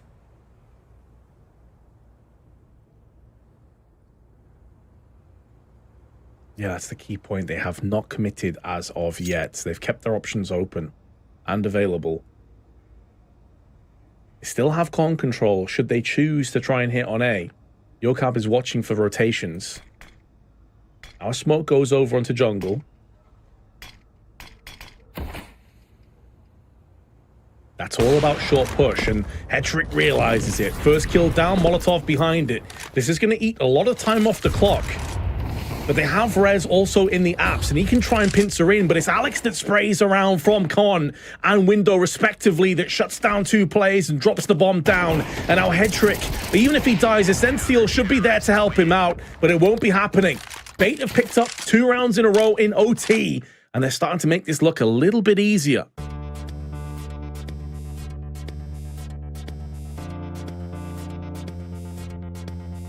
We've seen this before though. Chain a couple rounds together, look like their momentum's in your side, and then it all gets a bit awkward. Some stalemate rounds here on Mirage between Bait and an IP. Second opportunity for Exist to chime in again as well. Have a few words with the roster, dial him in. Any last second changes, see if he spotted something that will allow him to make an adjustment to win this one. And then we can get back into it. Scoreline is bloating though. It's been downhill since overtime for NIP. You've lost 2 rounds in concession. For Bait, it's all going pretty well. Headtrick's on the AWP, 21 frags to his name, 22 for Alex 666 as well. And we're live again. Focus on the A site. Early Molotovs down. You get the HE on the ramp as well. 3 players with a bomb on the back inside of Palace. Flashes primed on ramp. Double flash over the top. Captain Kirker looks to deny the push, but he's down and out. Goodbye, NPL. They hit with passion onto the A site. Bypass the defense. And a Shenful on the rotate. Only good for 1. Headtrick and Alex still in the game though. They still got a chance. That bomb's going to tick away ever so quickly. Molotov stopping Headtrick from getting closer. Now we can start to bridge the gap. Shot rings out. They know exactly where he is. They need Alex to have some impact right here, right now. Double peek in will be the end of Headtrick and the end of Alex.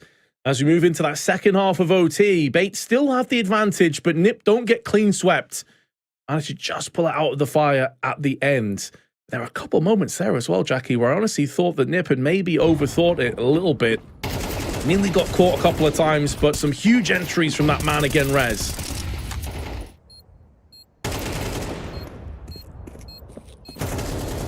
Have been some nice rounds. Some good responses from either side. Fighting tooth for nail on this one. No one wants to concede the bo1 and be left with the reality that is fighting through the lower bracket. The absolute slog of a run you then have to go on. They want to do it as cleanly as possible. Let's see who's going to be the cat's meow on this one. 14-13. We go live again. Top mid going to be pushed out on, seeing if they can make a play. Alex 666 with the AK strikes. That's Yocab down. No clap back. Rez tried his luck on the swing out through connector. So Bait, uncontested on the first pick. Yeah, that's the key, and it's what we saw them doing so often in regulation on their T side, is getting these clean entries, but what's even more terrifying than that is they were playing from behind so many times in regulation 2, and they were still making them work. So you'd hope that NIP have really warmed up since those first 12 rounds. Big kill from Wrinkle, though, allows him to actually propel himself to the back of the site. He really needed that second frag, though. Essential is the walking wounded down at 16, but he can kind of take the bullet for the rest of his teammates and be that bullet sponge, but they come out one by one, and they're just being executed where they stand. Isaac joins the pile of bodies on NIP. And MPL now in the off-angle sprays in for one, but gets the intel. The last player is in the smoke, and it's the easiest of kills for Alex. Hold left click and win. 2 match points now for Bait. Locking it down here towards the tail end of Mirage. Felt like it should have been a way cleaner round from NIP in the flow of combat. Set up on the back of the B-bomb site, scope in place. Should have been a shooting gallery. It felt like they were really set up for success on that one. Connect a few frags together, put the pieces in the right place, and lock it down in the end, though. It's Bait that surpass expectations again and put themselves very close towards winning this one. 15 rounds now on the board. First pickup is there. Isaac with the adjustment hits the head of Alex, so he's down and out. That's one of the big ticket players for Bait, removed early on at least. Bomb's going to start to shuffle as well. Grab that in T-spawn, potentially set their focus on a late A hit here. The Semful walking out, but Yocab's got the off angle. Oh, Sensible baited into 2 separate angles. It's like you said, Yocab was waiting for him in shadow, but there was also a player up on the staircase, which snatched his life away. And considering that they've lost 2 pretty huge players early doors here, and the bomb is in such an awkward position, they give Rap a free frag across the head trick, and there is still enough time. He can now pick up that bomb. So maybe there's a few twists and turns left in this round just yet. May not be over just yet, Jackie, but they have lost Captain Kirker.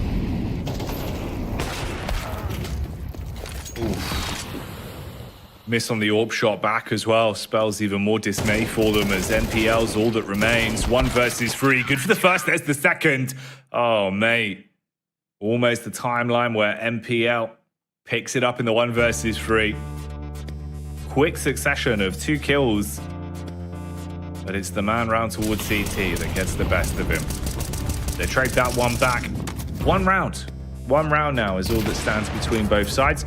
We're either looking at potentially a double OT or Bait being able to close this one out.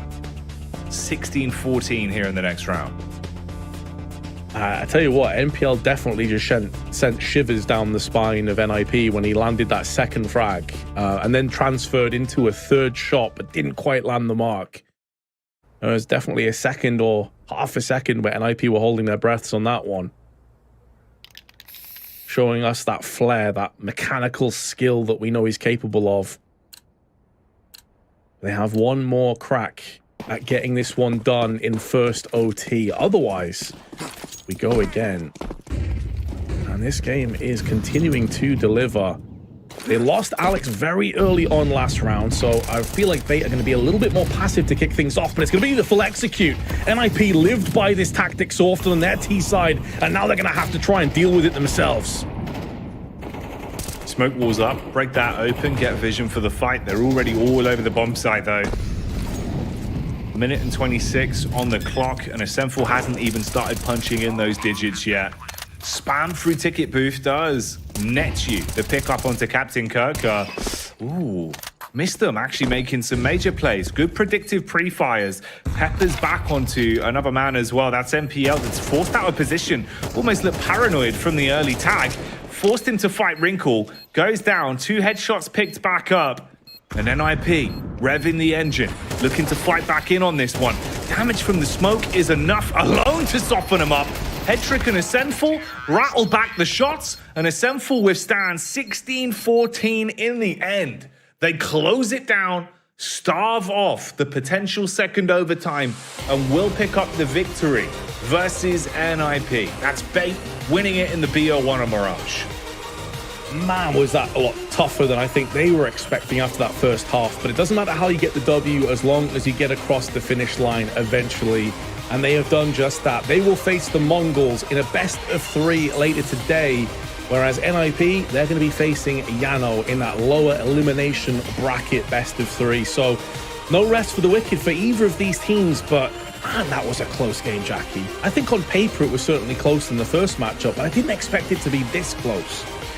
No, absolutely. I think it definitely looked like one of those games that could be a relatively tight matchup. And it had some weird highlights to it. It felt like Bait, you know, they were rising up in terms of the power level, getting into a better position the longer the game went on.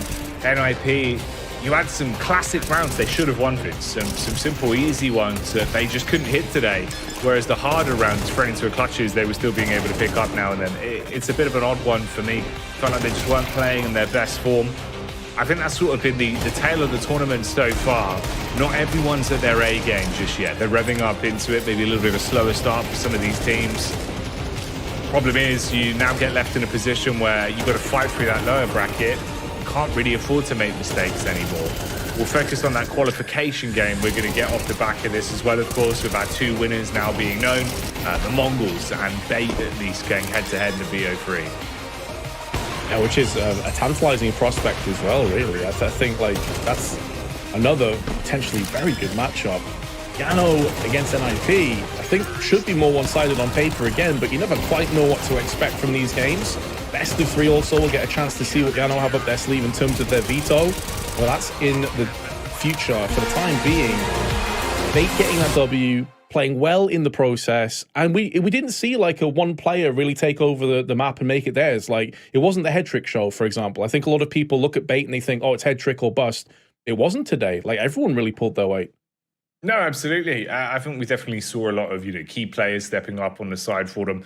You saw some good moves across the entire board. They're able to pass the baton on Bait, and that's what sort of gave them the extra oomph there. Felt like the whole roster was able to deliver in key rounds, and you've ran away with it, really, on the longevity of that one. It wasn't as if it was the cleanest game by any means, but still picking up a victory in the BO1s.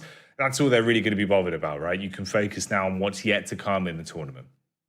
Yeah, exactly. And I think, again, it's like you got a bit of a rough win. You probably should have won a lot more one-sided. They had like a 10-4 lead at one point, I think it was, and then there was a 6-round discrepancy in reverse. So you're thinking back to that and thinking like, oh, we should have got this one done. But the important thing is they didn't let it slip completely. Like, they didn't go to OT and lose. They didn't choke. They didn't show any of those kinds of things. If anything, we saw them step up into another gear when it came to OT. So I think there's a lot to be happy for if you are Bait, but they'll also be thinking as well, like a lot of these pro players are perfectionists. They'll be thinking we could have done better. Like, we could definitely have put that game to bed like a good 5-6 rounds beforehand. And one of the reasons why they stuck in the game was this man, Alex. He was fantastic. What that doesn't show you is he had 12 assists in this game as well, by the way, with 27 plus kills. He was a monster on both CT and T sides, racking up doubles. If you remember that play he landed on Catwalk where he got 2 kills by himself, basically shut the round down. Like, he was a monster. Really well played. Yeah, Alex was doing an awful lot, man. He was really effective, good multi-frags, good positioning. Aim was on point today. He's one of those names, again, that you can rely on in the bait roster, although there's some that definitely come to the forefront a little bit quicker. He's pulling no punches, he's being able to play some great CS out there, and it makes the world of difference for them. So I think we're definitely seeing there is a ton of firepower on this bait team. Like you said, you know, you were talking about the fact they could be a bit of a dark horse roster. I think they've shown they do have the firepower to do that. And it's a more interesting game as well, throwing them versus the Mongols a little bit later on, seeing how they're going to be able to go toe-to-toe versus the Mongols, if there's going to be a contrast of styles, if the Mongols as well, Vince, maybe having a little bit more downtime. Obviously, you played the first game of the day. Maybe you've even had a chance to get a little bit more of a nap in, eat some food as well, because they looked a bit tired, a little bit sluggish. Now they've had a couple hours to reset. How are they going to be looking? You know, what's their true form like in the BO3s? Because that's our upper bracket. That's what we've got to work with, is that BO3 banger on your screens.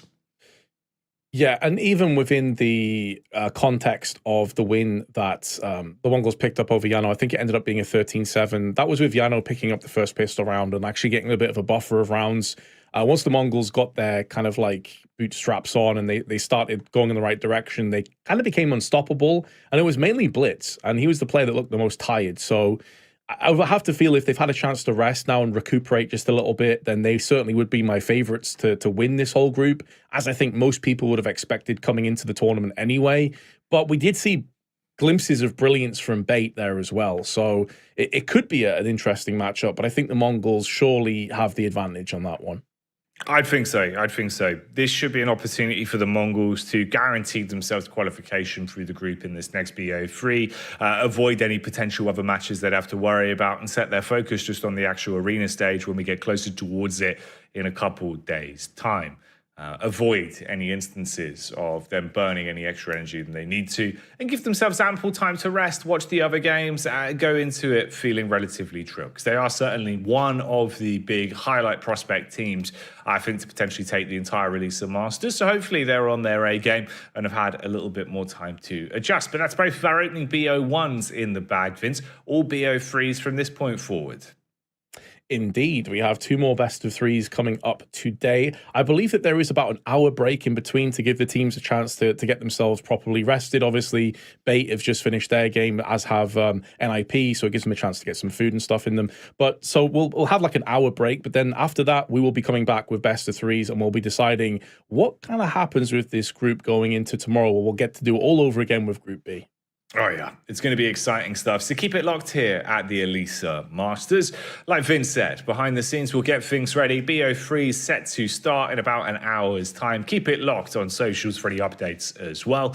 And we'll get back into the games as soon as possible. So join us for our exciting matchup between Bait and the Mongols in around about an hour's time here at the Elisa Masters.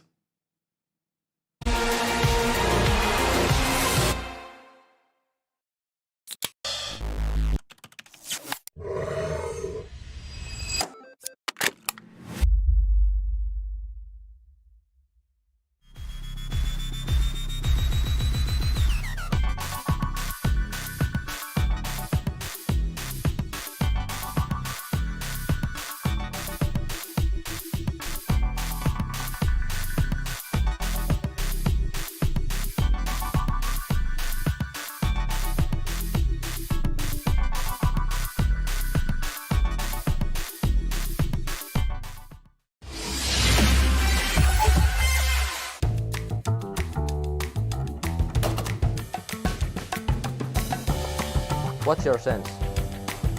Make plays on your roof using +sense.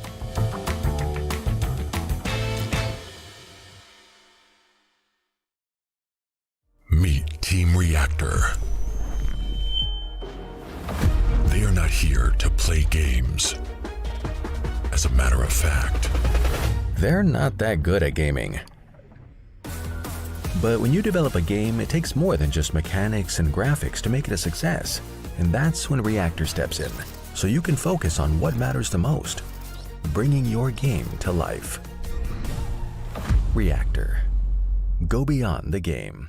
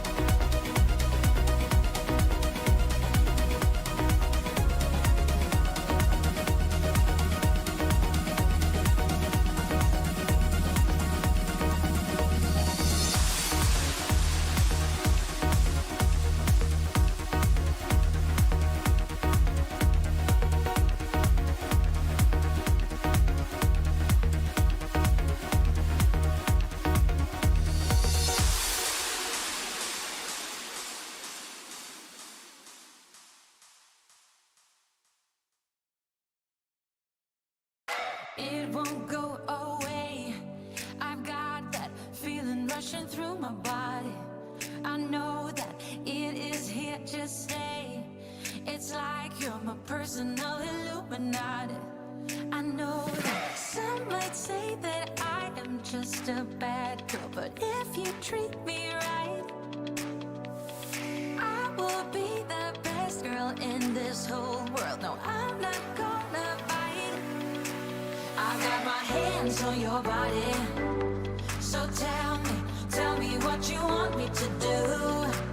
I can be good or be naughty, because there ain't nobody love you like I do, like I do, like I do, like I do, like I do,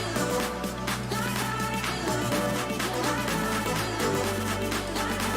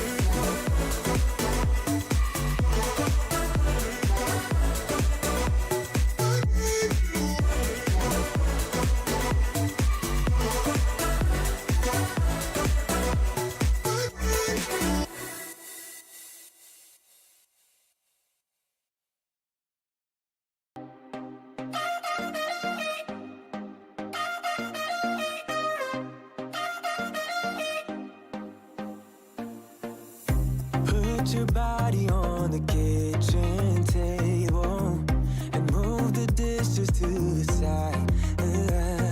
Yeah, girl, you always tend to drive me crazy, looking at me with those eyes. Yeah. Put some music on, turn the lights down low, throw the pillows off the bed, blow the candles out.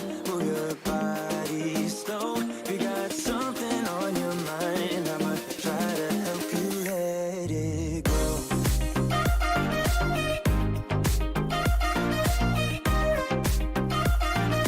Try to help you let it go.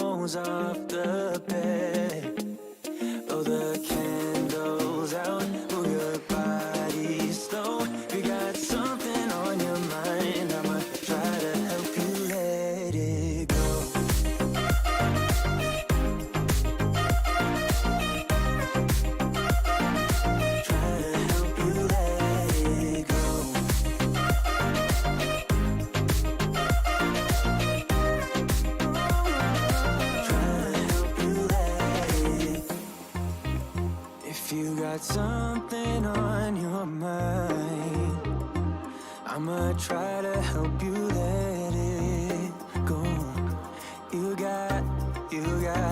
You got something on your mind, I'ma try to help you let it go. Baby, I'ma try to help you let it go. Oh no.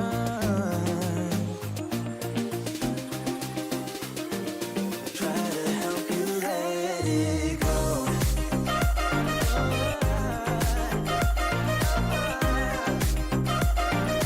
Try to help you let it go.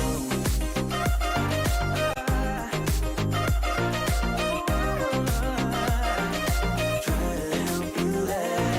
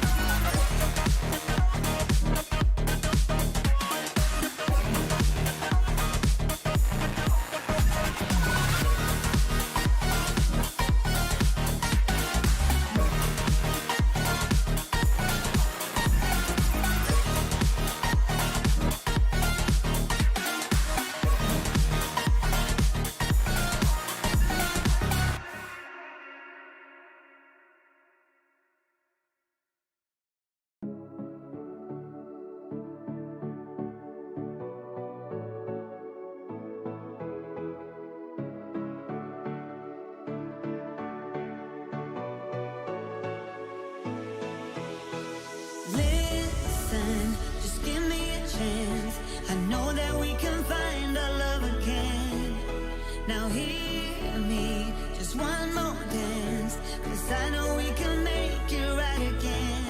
And I know you're the one I've been looking for, and I know you're the one for me. So baby, I'm reaching out for your love. If you really believe,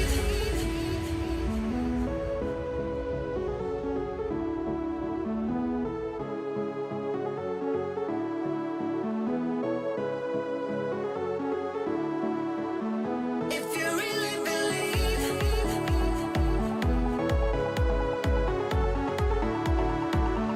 if you really believe,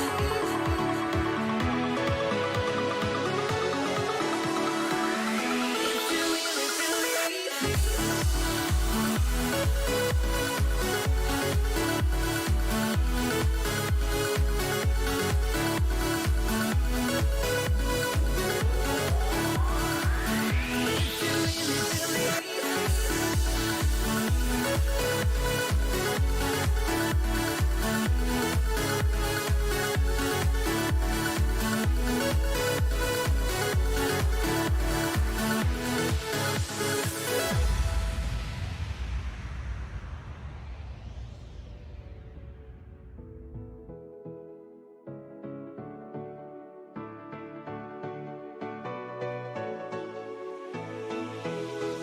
listen, now don't be afraid. We'll never make the same mistake again. Believe me, I want you to stay. You'll never have to be alone again. And I know you're the one I've been looking for, and I know you're the one for me. So baby, I'm reaching out for your love. If you really believe,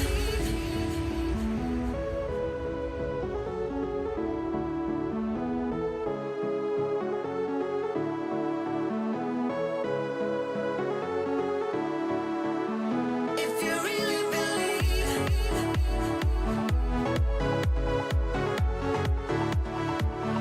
if you really believe.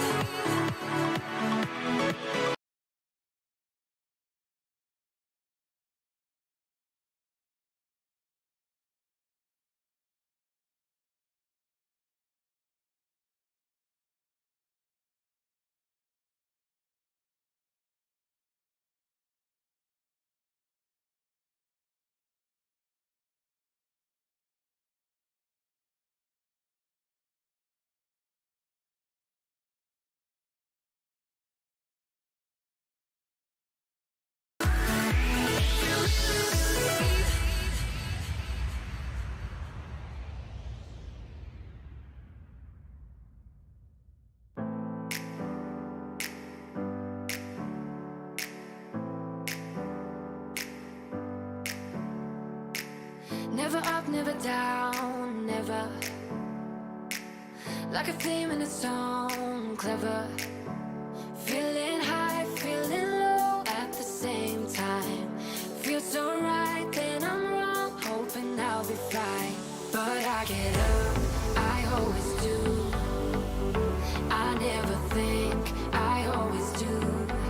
Never thought I wouldn't jump, oh what a fool. But if I fall, I will get up again.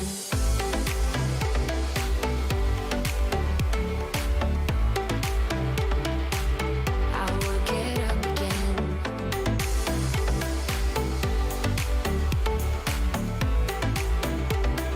Stronger than I ever been. I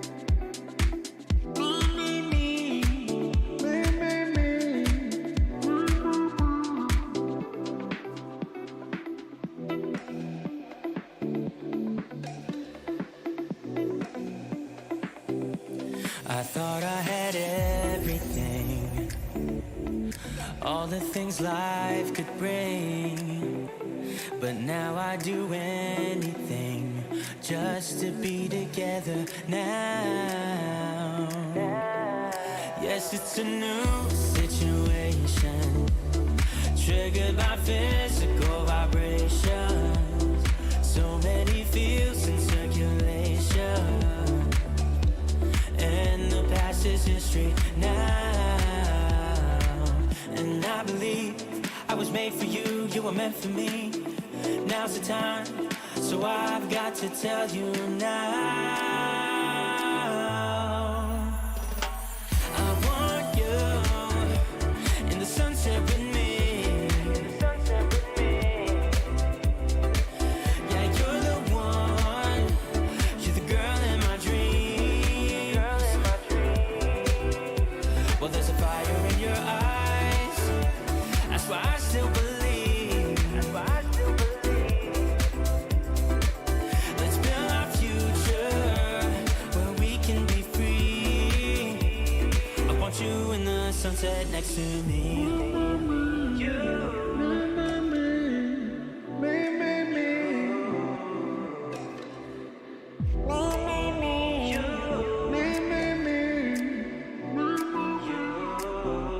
Something in our chemistry, you give so much joy to me, a long way from misery. Wish we were together now. Girl, you give me inspiration. Let's go and find new destinations, but my heart just needs confirmation. Come on, let's build our future now. And I believe I was made for you, you were meant for me. Now's the time, so I've got to tell you now. I want you in the sunset with me. Yeah, you're the one, you're the girl in my dreams. Well, there's a fire in your eyes, that's why I still believe. Let's build our future where we can be free. I want you in the sunset next to me.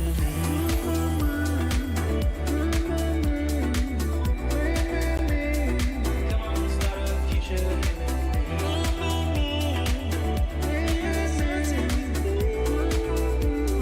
Come on, start a future.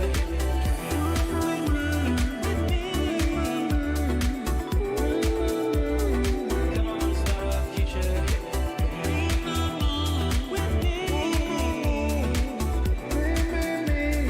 Come on, start a future here with me.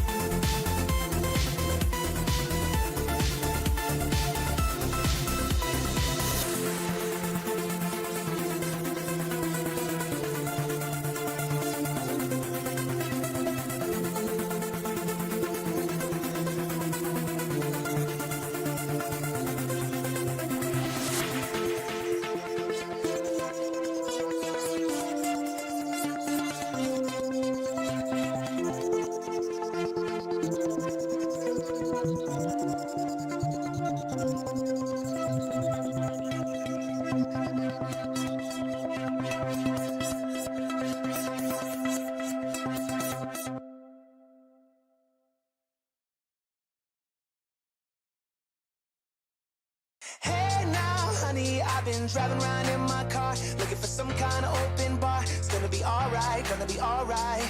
Got no money, but I'll work it out with my charm. Having a good time, ain't doing no harm. It's gonna be alright, gonna be alright. Hey now, honey, I've been driving around in my car, looking for some kind of open bar. It's gonna be alright, gonna be alright. Got no money.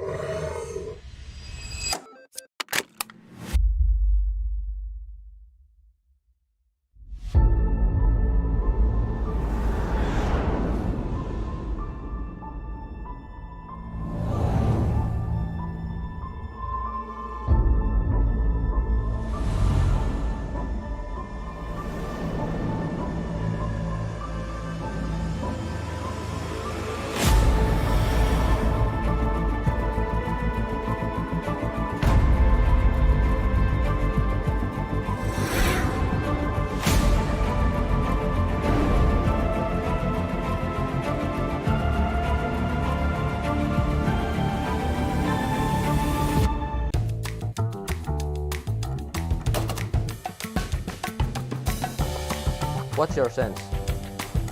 Make place on your roof using wheel peasants.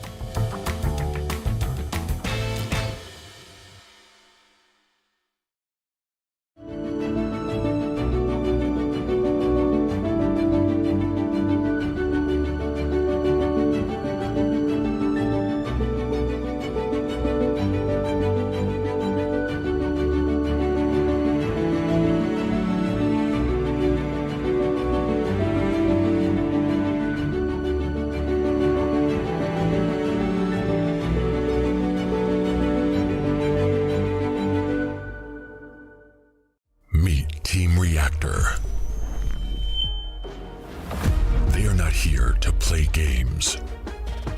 As a matter of fact, they're not that good at gaming. But when you develop a game, it takes more than just mechanics and graphics to make it a success. And that's when Reactor steps in, so you can focus on what matters the most, bringing your game to life. Reactor. Go beyond the game.